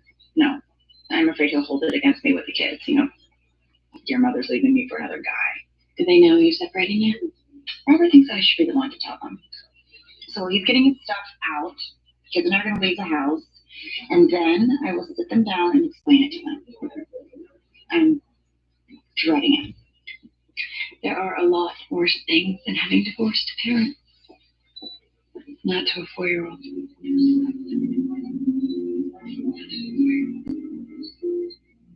Okay, so we're going to have a really important talk. You know how Mommy and Daddy haven't been very happy lately? We've been sad. Well, sometimes, in order for Mommies and Daddies to continue to be really good parents, we have to do things that don't make sense. Are you getting a divorce? Yeah, sweetheart. We are. We decided that Mom and Dad are going to live in separate houses. Why? Because that way we can all be really happy. It'll be like your friend Hannah. She lives with her mom and her dad. I know this seems like a really big change. And it's hard to understand right now, but it really is the best thing for all of us, I promise you. No, I don't want it. I hate you. Tyler, please.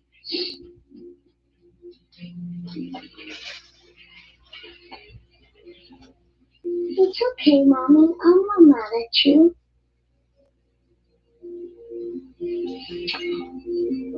The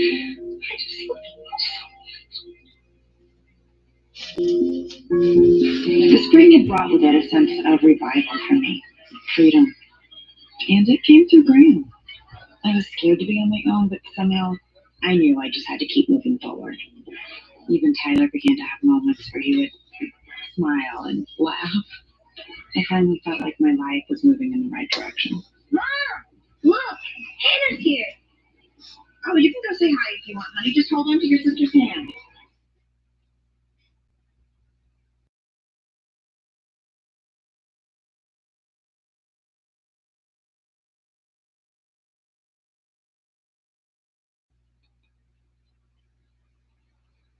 Sam! Hey! Hi. How are you? It's nice to see you. See, you completely got suckered into this place as well. Yeah, it's the only way I can bribe Hannah to go to the dentist. Oh. So, how are you? I haven't had a chance to talk to you since Robert moved out. That's right. I'm doing really well. Thank you. Really? Yeah. That look makes me think you've met someone. I have. He's wonderful. What's he like? He's tall, dark, and handsome. He's thin, super fit. He's a big runner. He's got these beautiful, light, caring eyes. He's into spirituality and healing, and he's an acupuncturist. I don't know how to explain it. He's just very centered. Well, where's his practice? It's over on South Main, on the west side. Doesn't drive a gold SUV. Yeah, he does. His name's not Graham, is it? Yeah. Yeah, it is. This is too funny. How do you know him? Oh. Sarah? I don't even know how to tell you this. What a complete dick. Tell me what. You're starting to freak me out. Graham? He's in a relationship with another woman, too. The woman he's with is having a baby in 3 weeks. No, that's not possible. My grandma's divorced. He already has 3 kids. It's not the same. Delane, it's the same one. The woman that's having his baby is my friend. We used to go running with him every weekend. I'm so sorry.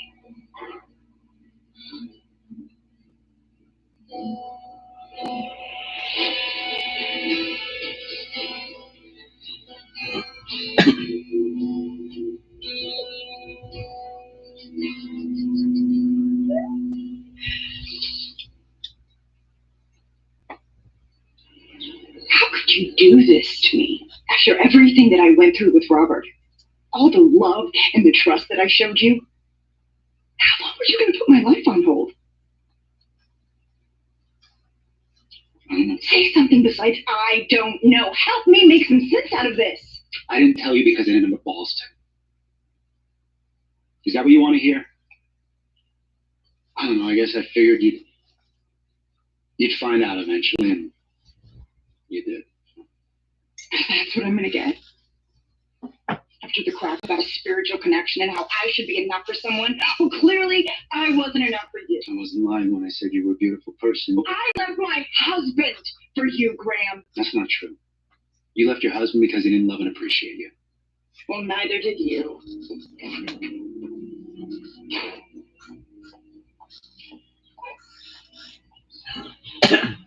This was my punishment I got for having an affair while I was still married, for wanting more than I had. My head was still so messed up from Robert, and at the time, part of me still felt like I didn't deserve anything better. I know better now, but back then I was still in the old habit of believing everything was my fault.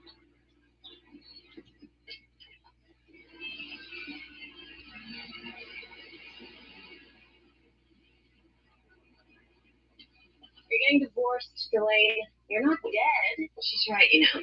After my divorce, I tried online dating, and I loved it. It's like choosing men or women out of a catalog. Women? Yeah, just something I always wanted to try. Lord. Yeah, I don't know anything about this lesbian thing, but I agree with the online dating. Okay, it just sounds weird to you because it wasn't invented when you and Robert tied the knot. I just don't want to date a 36-year-old with 2 small kids. I think these could be cute. Very cute. Put it on my list. Now, why would they care? It's not like you're bringing your kids on the date. Just drink, dance, and have sloppy sex. That's not the kind of date I want. I want a relationship, a real one, with a guy that's kind of like Graham, just faithful. Pretty sure I deserve that. You definitely do. First off, there are a lot of great guys out there who are not going to be intimidated by your entourage of little munchkins. But I just don't understand why you have to find Mr. Right. Start with Mr. Tonight. Maybe she doesn't want a one-night stand. She wants what's always been missing from her life, a guy who will love and respect her.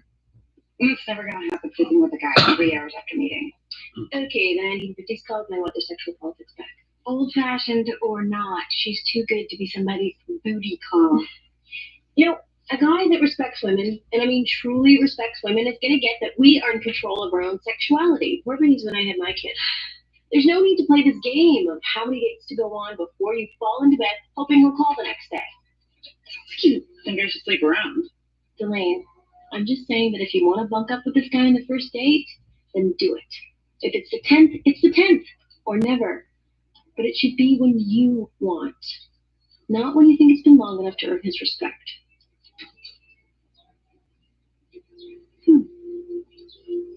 So I picked a free site and I created a profile. I didn't put much stock in it. I just wanted to see how many of these guys still found me appealing. You have 43 new responses?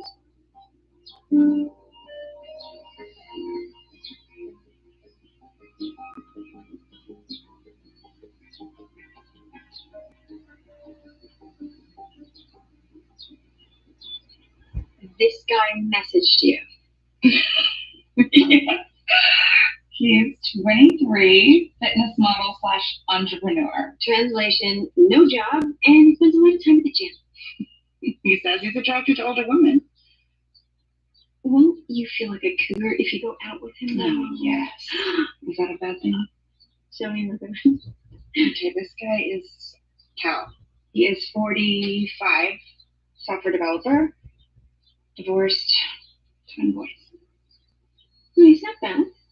You like him? He's not as tall as Graham. Don't compare these guys to Graham. I think you should go out with him. Really? Mm-hmm. What do you got?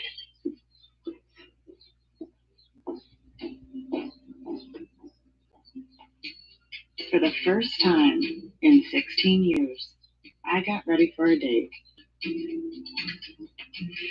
Oh my God, I forgot how hard that is.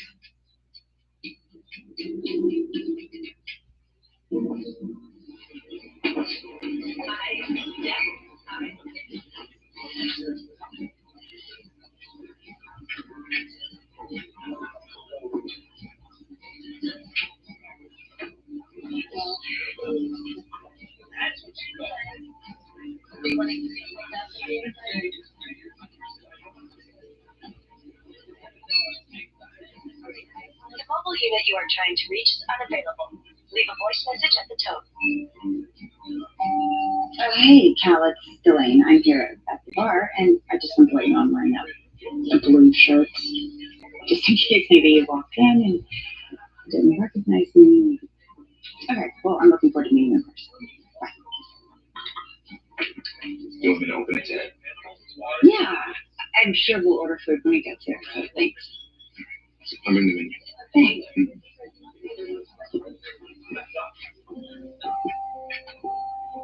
So he stood you up.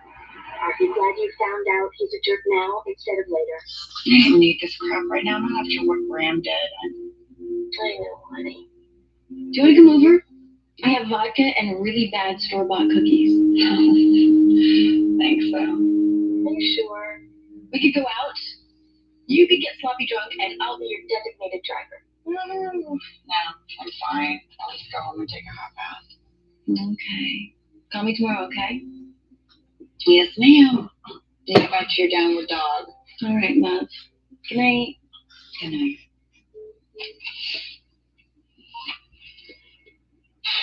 And in a momentary lapse of reason, I made the granddaddy of all mistakes. And guess what I did? Yeah, I went to Graham's house. Graham? Graham, please open the door! Graham, please open the door!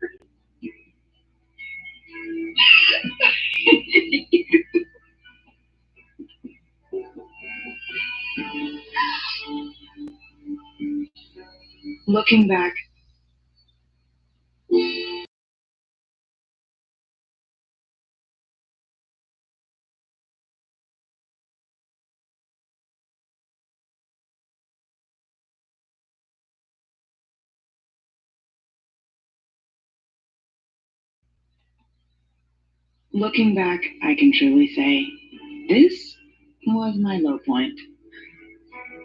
Every woman has moments of craziness, I suppose. Just thank God no one was home that night to witness mine.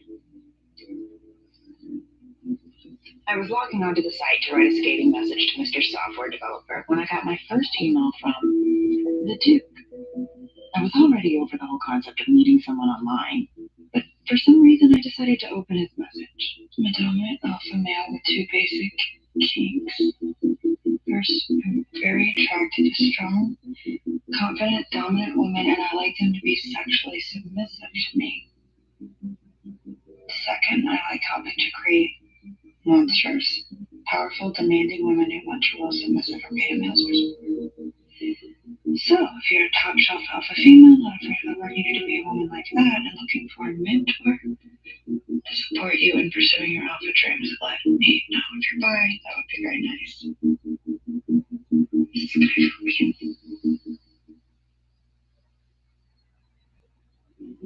Oddly enough, I couldn't get the Duke and his words out of my head.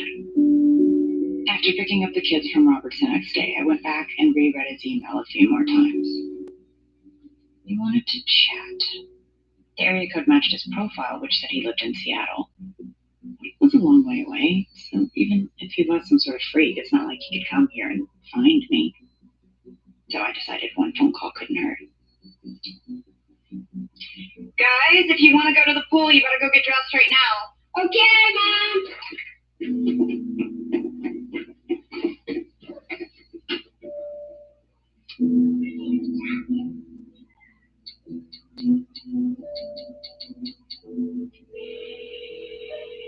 Hello? Hi. Is this, Duke? That Duke. This must be delayed. Yeah. I take it you decided to call because you were interested in what I said in my email. Interested it's a strong word. Curious is more like it.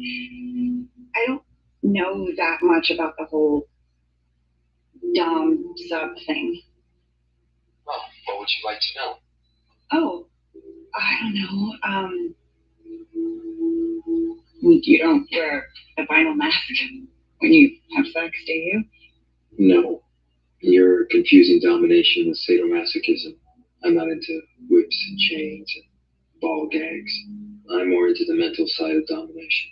Oh, that's good. I think. There are physical elements like teasing or Spank. At times. But before we even went into the bedroom, I might grab you by the hair, look into your eyes, and tell you that you're going to do everything I wanted. that you would. Because you know I'm worthy. Oh. So this is more about men controlling women. Not at all. Being submissive to an alpha male does not make you a weakling or a doormat. Quite the opposite, actually. Alpha females are capable, Confident, and strong-minded. They want an alpha man to take control and challenge them. because they don't get to experience that type of pleasure in a vanilla relationship. I thought about what the Duke said. Had I been in a vanilla relationship my entire life? Was it time to try something new? So this Duke guy is going to teach you to be more assertive by making you submissive. Yes. How does that make sense? Basically, by turning over control of my sexuality to him, he's going to show me how to control it, how to be more empowered. I'm not following. Okay, it's sort of, it's like this. Women who are empowered are in control of their sexuality as much as men are. She chooses who she's going to sleep with. She dictates how men are going to treat her, and she doesn't allow them to treat her like crap. Muy bien, so far. Well, I've never been that way. I've allowed men to treat me like a doormat. I've never been in control. They've always disrespected me. But with the Duke, it's different.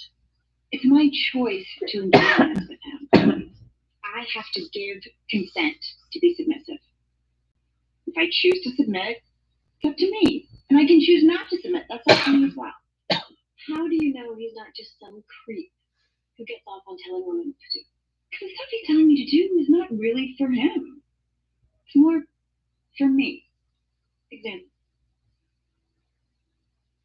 He wants me to go out with a younger guy. How young is this guy supposed to be? I mean, like the gym rat you met online? That's exactly where I was thinking about Peyton. And he's still messaging me. And do what? I mean, do you date him? Do you sleep with him? What? Yeah, all of it, I guess. He just wants me to take control. How?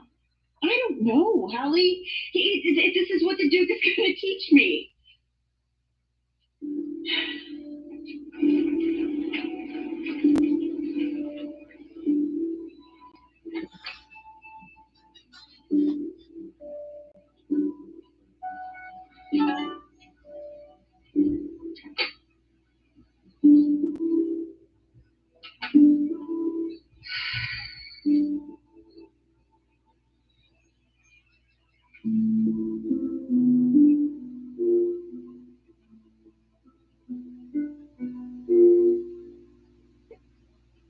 Are you doing what I told you to do, or are you looking at yourself? Yes. Yes, what? Yes, sir. Describe it to me. Well, it's two pieces. Black and sheer with white lace around the edges. Have garters, black. And they're stockings. I'm not ordering it out of a catalog, Delaney. Describe it to me in a way that makes me want to tear it off you. Now. I don't know what to say. That is not an acceptable answer. I don't want a sub that can't turn me on. Come on. Describe it.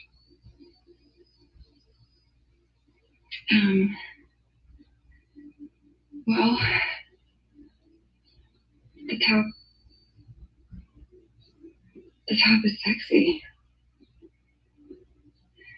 It's black and sheer. You can almost see through it.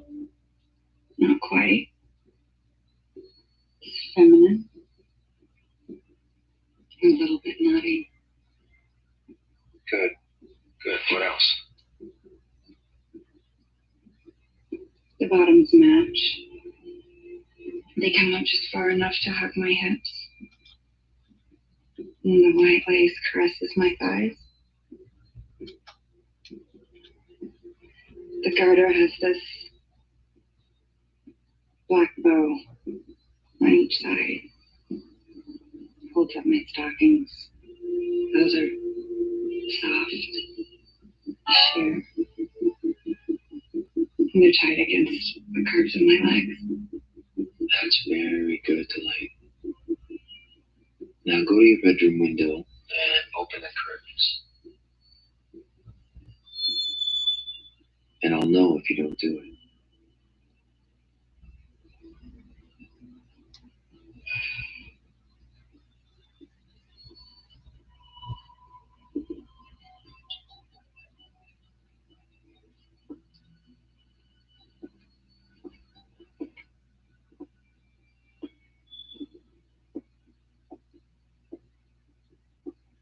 Good girl.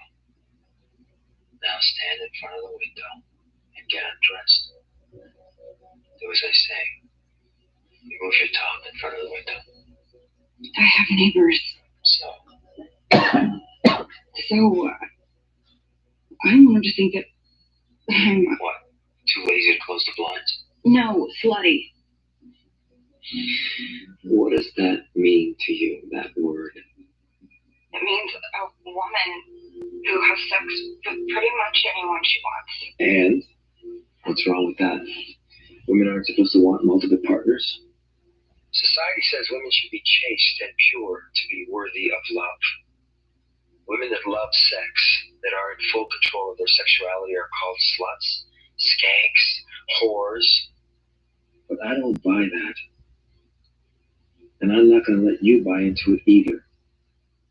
A woman's sexuality is her own, and there is no shame in loving sex. Now, I want you to say, not all men are worthy of receiving me. Those that are.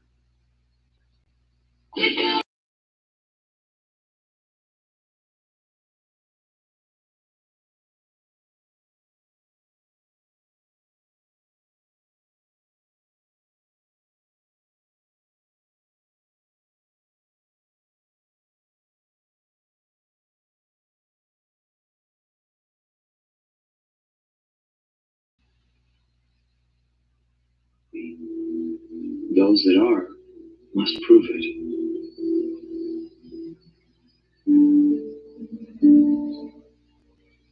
Not all men are worthy of receiving me. Those that are must prove it. Excellent. Now, do as you're told. Stand in front of the window and get undressed.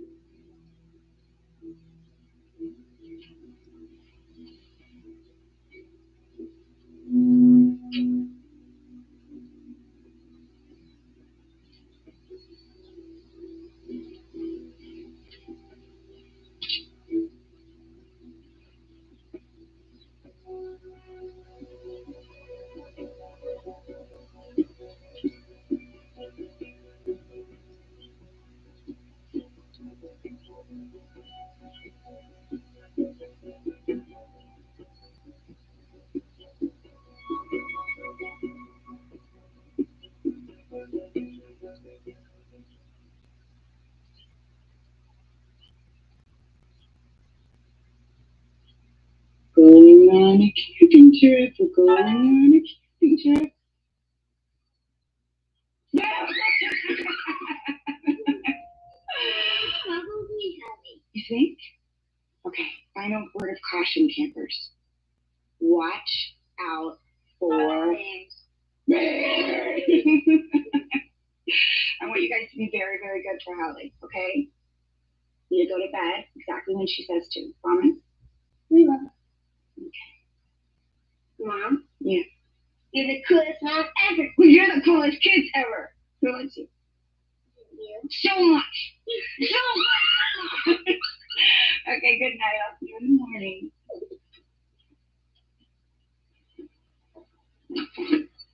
Hi. Oh my God, this is perfect. Have fun on your date. Thank you so much.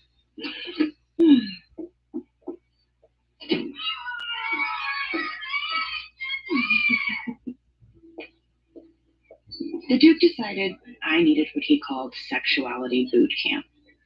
If I wanted to find my alpha femaleness, I needed to get out there and learn how to keep my men in line. What better guinea pig than Mr. Testosterone himself?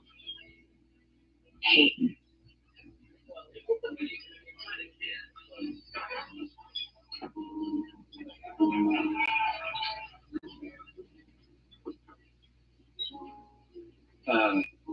Delane.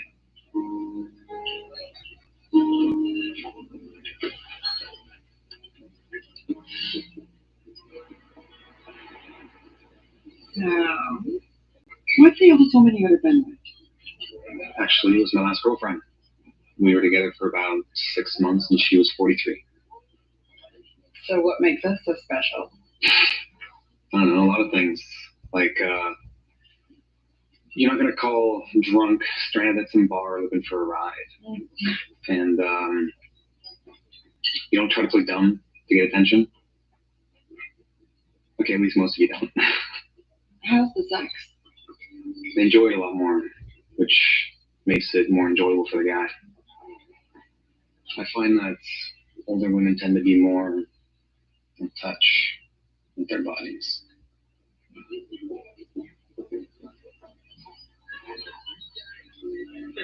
I don't disagree. Just better not try to kiss me tonight without asking my permission. I might have to slap you. You can slap me all you want, because I like when it gets a little rough. No, you have no idea what rough is, little boy. I had no clue what I even meant by that, but apparently it did the trick. The Duke wanted Peyton to be my service male, a plaything I was to use for sex, and nothing else. But he was charming and funny. I found I was enjoying myself more than I anticipated.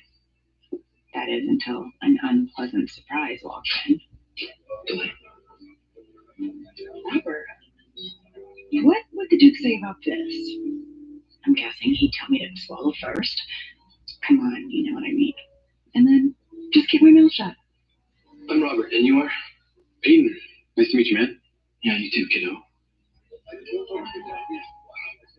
Can I help you with something? We were just having dinner. I'll call you later. Apparently we have a lot to discuss.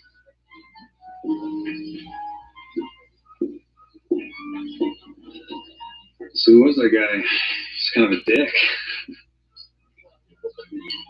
Just my husband. Husband? Thought you were divorced. Yeah, we're still ironing out the paperwork. I don't want you parading your boy toys in front of my children. Is that the example you want to set for them?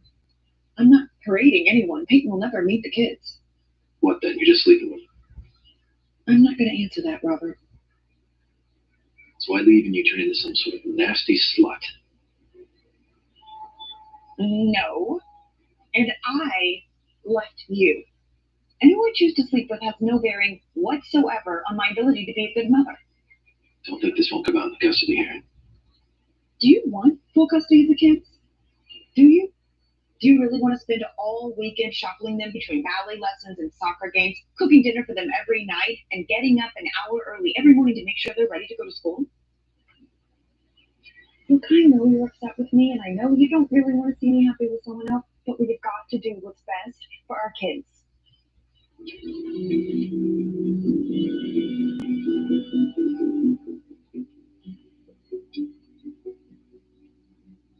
I'm proud of you for asserting your dominant side. Well, the trip was good. I felt like I was being a total bitch to Peyton, and once Robert came in, I was consumed with guilt. Just figured he thought she'd be home with the kids instead of leaving them with a babysitter. If you two were still together and you had to go to some business dinner for Robert, you'd get a babysitter, wouldn't you? Well, yes, of course, but that's not the same. You're not very good at feeling your power.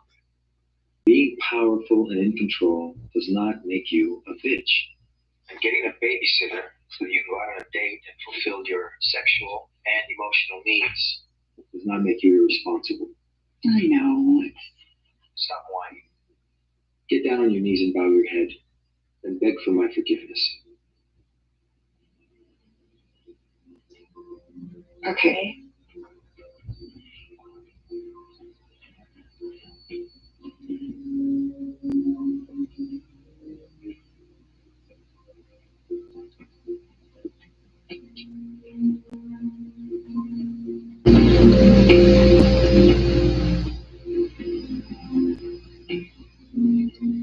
Sir, will you please forgive me?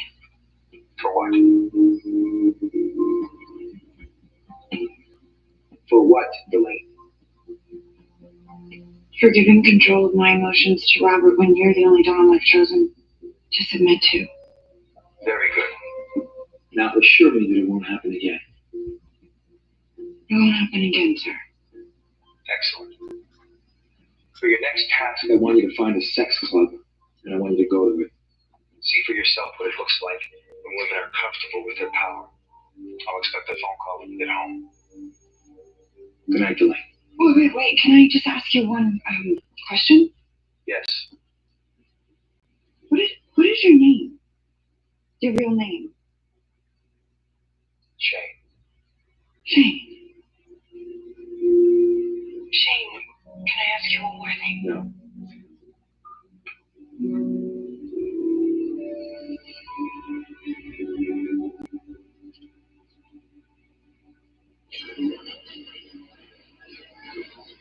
I couldn't disobey Shane, and I couldn't go to a sex club alone. I invited Peyton. And for those of you who have never been to one, let me just say, it's probably the craziest thing I've ever seen.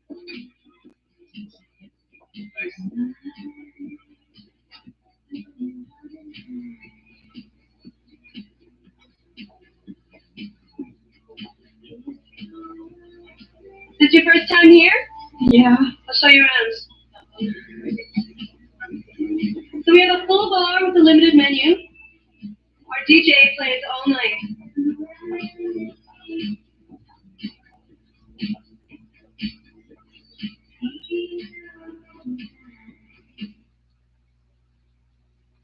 They've got the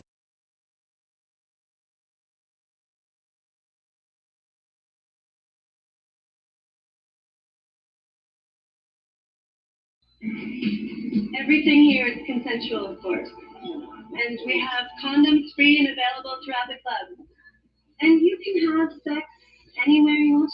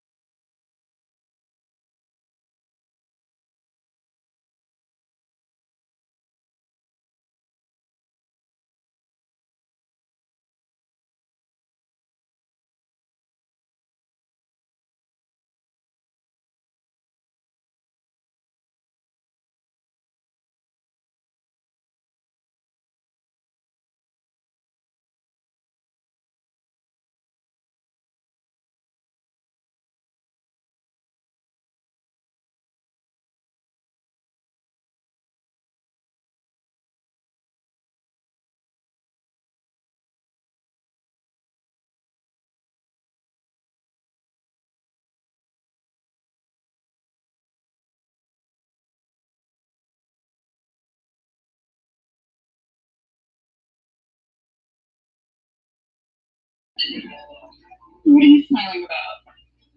I got you a little something. Oh. What's this for? You don't know? Come on. Really? Today is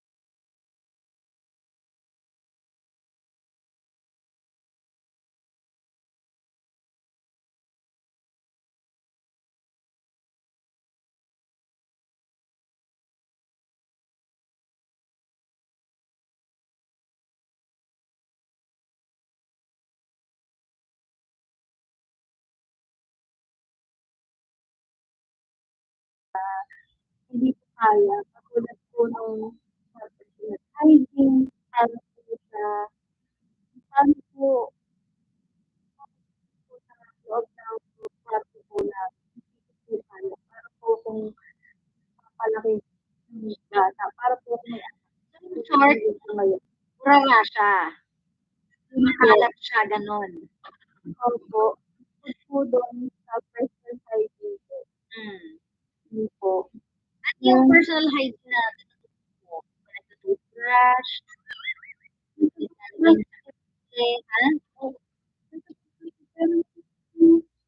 Ilang beses, ganun po, dumagat din po sa point na pinapalitan, month po. Parang na po ako. Dahil doon. Dahil po doon, na mga na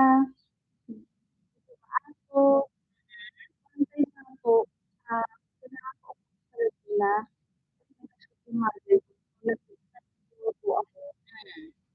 Tapos po, ano yung iniwan ko doon, andun pa rin po pagbalik ko. Yung mga kalat, ang malalaman po, napapalitan na siya ng pagkain, sobrang mura na ako, madali po yung hindi na kaya.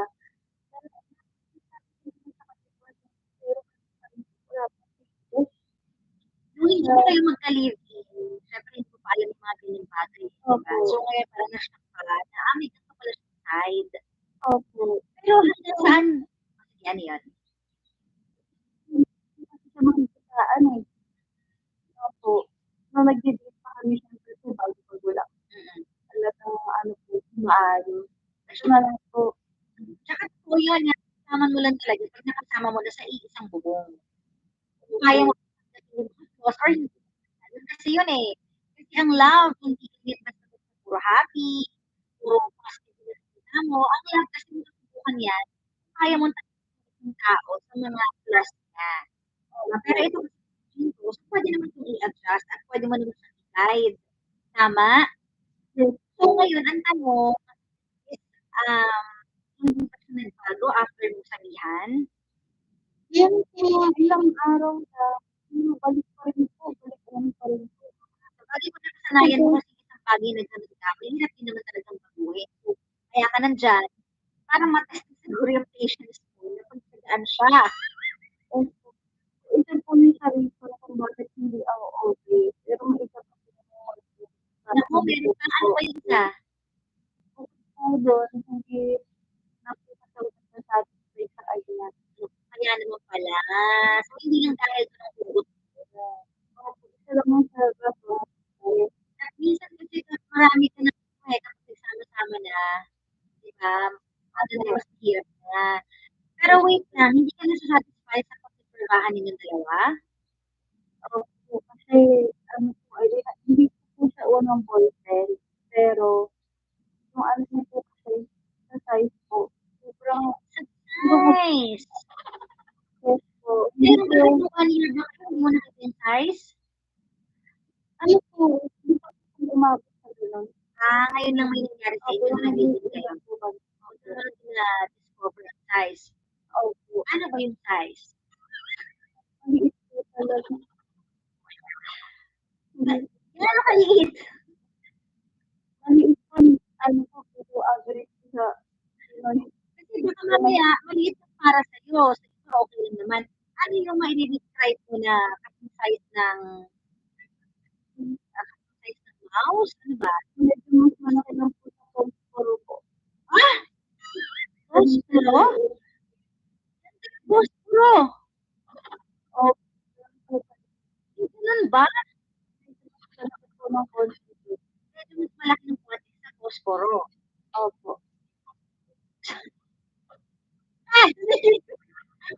Dito orang curious siya. Ano, yung box na ba? O yung box po?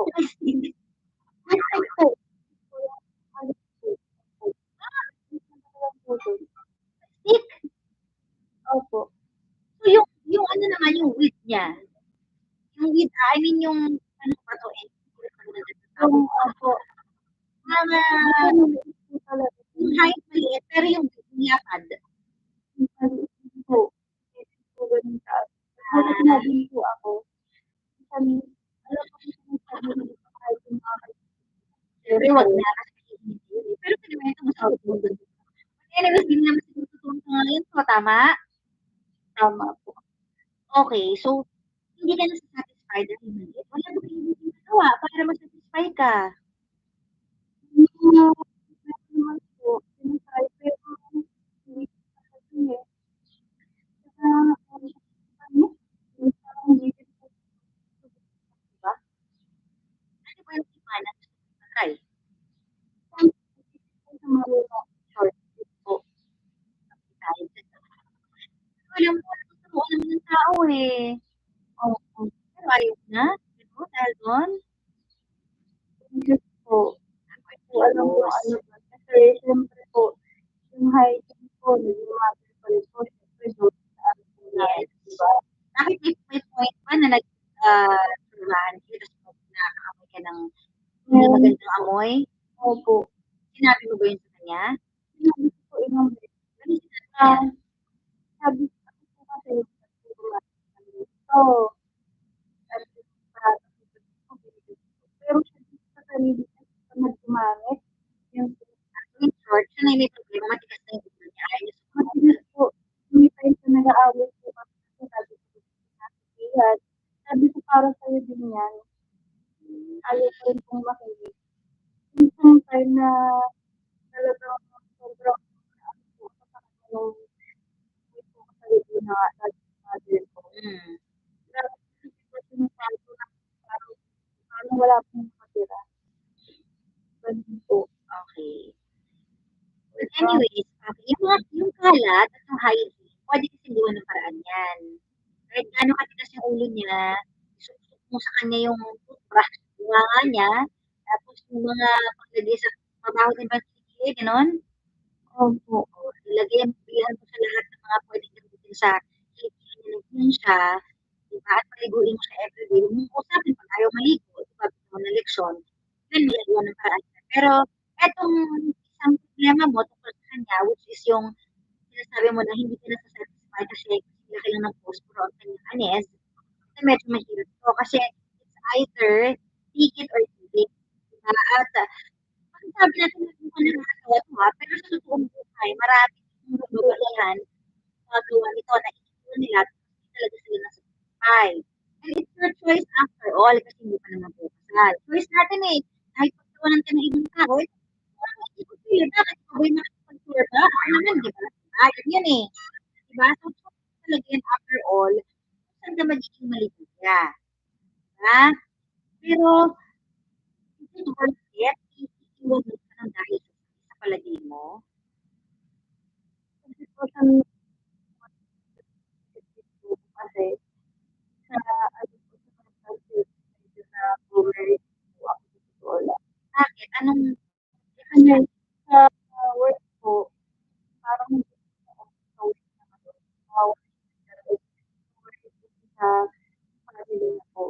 Tapos, iiwan mo sa size? Yun nga po, very stress po ako.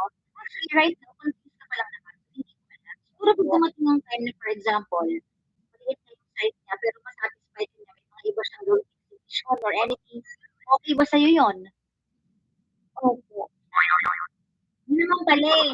So, ibig sabihin, ito solve yung problem mo. Pero parang sa business, parang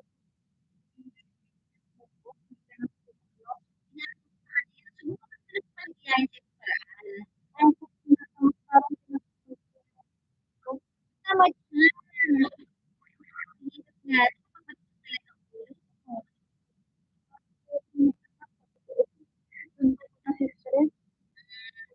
Hindi ko yung problema na to, wala ka na ibang problema sa kanya. minsan po sa ano po, kasi kaaway kami na sobrang madadalit po. Normal naman yun sa isang relasyon, yung galit ka, ganyan. Pero ang hindi normal kapag sinaktan ka na, yun na yun. Diba? Pero yung normal na sa ano eh, yung taas yung boses mo, mag-away kayo, hindi normal yun. Pero ito nga, ito yung kasi pinakamabigat na problema. It's either tatanggapin mo or hindi. or hihintayin mo. Kasi di ba love is patient. So unless hihintayin mo siya na gumawa siya ng the moves na pwedeng magpasaya sa'yo, siguro dapat kausapin mo talaga siya ng masinsinan kasi baka hindi niya nare-realize kung gaano kalalim sa'yo. Para sa'yo yung problemang ito. Di ba? Baka hindi niya nare-realize kasi siguro pag nag-usap kayo, yung normal na ano nga doon, ano, di ba wala po yan talagang one-on-one talk na masinsinan na mare-realize na oo nga, baka kailangan ko na mag-step up naman sa girlfriend ko. Since wala naman ako magagawa sa high school, di ba? Paligayahin ko naman sa ibang paraan man lang. Diba? Please ka man lang niya, ika nga. Minsan kasi kapag alam ng partner mo na okay lang sa'yo lahat, tuloy-tuloy lang siya. Kumbaga parang kung natotolerate mo naman, di okay na yan, natotolerate naman ako eh. Diba? Kaya minsan kailangan na natin bigyan ng leksyon or ng ng warning. Kapag ginawa mo pa to, may mawawala sa'yo. Kapag ganito pa yung katigasan ng ulo mo, baka sumuko na ako, baka hindi niya nararamdaman yun from you. Kaya kailangan ng warning sign. Kailan yung last time na nag-usap kayo ng masinsinan? Last April. Sa tingin mo ba masinsinan na talaga yung naganap o hindi? Tingin ko po hindi seryoso eh. Ayun. Yun naman yung pangit. Kapag nagre-reach out ka na, tapos hindi ka pala seryosohin ng partner mo na parang wala lang yung problema mo, yun yung mahirap. Opo. Pero bukod sa mga negativities na nakwento mo about your boyfriend, ano naman ang maganda sa boyfriend mo? Sobrang ano po, caring naman niya. Po, kapag so, ibig sabihin na wala talaga si taong perfect. Merong may mga good things din sa kanya. And according to you, caring naman siya at pamilya. Diba? Ano yung mga mabubuti na ginagawa niya for you? Yun yung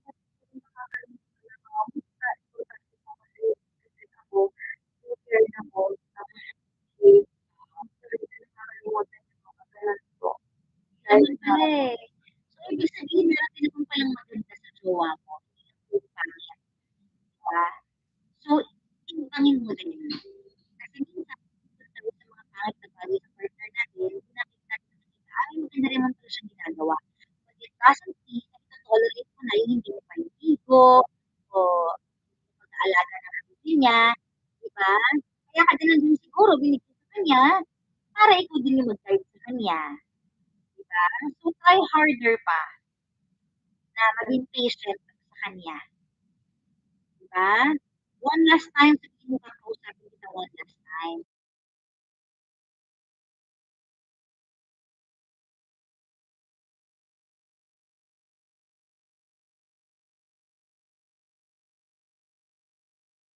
Kasi nakakahingin din sa ibang tao yun, di ba? Pag halimbawa, pumasok sa opisina, nangangamoy yung kilikili mo or what? Di ba? Siyempre, kasi din mag-reflect ka yung jowa na niya, yung tao, o.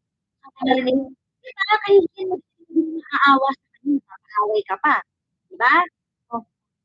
So, sabihin mo, ganito mag-set tayo ng rules. Every day ka maliligo, every day mga gagantin mo, tapos yung toothbrush mo, magre-report ka sa akin kapag napalitan mo na o hindi, kapag nakapag-toothbrush ka na o hindi.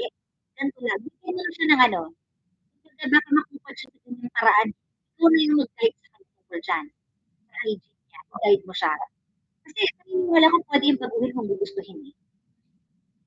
Ngayon, doon naman sa size, ito na. Kasi wala naman na talaga tayong magagawa tungkol sa size ng penis niya. Kung pinanganak siyang ganun eh. Alam kung gusto niyo na magpalaki or what, kung mag-doktor, pwede naman. Pero right now, yun na yun eh. Ang gagawin na lang natin is magiging honest na lang sa kanya na pwede, di ba? Tawagan nyo. Pwede. Kumbaga, hindi naman siya ma-offend. For example, katamang pagkakataon niya sa pamamaraan ng pagkasabi eh. Ay ba, magkasama kayo bago matulog, bebe, gusto ko kasi ng ganito, pwede kong gawin natin yung mga ganito. For sure, aware naman siya na maliit yung anis niya. Aware siya niyan. Hindi kailangan ipagpapayan sa kanya. So, pwede mo na lang gawin para hindi siya masaktan, sabihin mo yung mga suggestions mo na pwede makatulong sa intimacy ng relasyon ng dalawa. Ngayon, kapag talagang matigas ang ulo niya at ayaw pa rin niyang gawin, at talagang bad hygiene pa rin siya, and that's the time. Sabihin mo sa kanya, hindi ko kakayanin yung ganito. Hindi ko kakayanin yung ganito. Doon ka na mag-isip. Pero right now, try mo muna. Sabihin mo pa ng isang chance. Kasi naniniwala kayo mga bagay na to ay pwede na mabago at pwede pa-adjust. Sabihin mo na sa sayo na lang yun kung gusto mo i-adjust for me. Kasi ako nag-a-adjust din naman ako eh. Diba? Hindi rin naman din madali sa'yo yun. Okay? So, try mo ba? Dahil wala is patient. Ayan. Remind ko sa'yo yan. Diba? Love is understanding. Pero dapat may gagawin din siyang paraan. Hindi pwede ikaw na lang ikaw yung maging patient. Diba? Sabihin mo, ikaw din naman. Gawa ka din ako para maramdaman ko din naman na nag-support ka. Wala talaga, and then saka ka mag-decide kung ay, tapos na ito, pagod na ako, di ba? Gano'n. So, bigyan mo siya ng warning. Okay? So, good luck sa inyong relasyon, Ria. Sana maayos pa yan. Sana magbago pa din si BF. Opo. Salamat sa inyo to share. Thank you. Yung picture namin, sobrang okay po, sobrang sweet.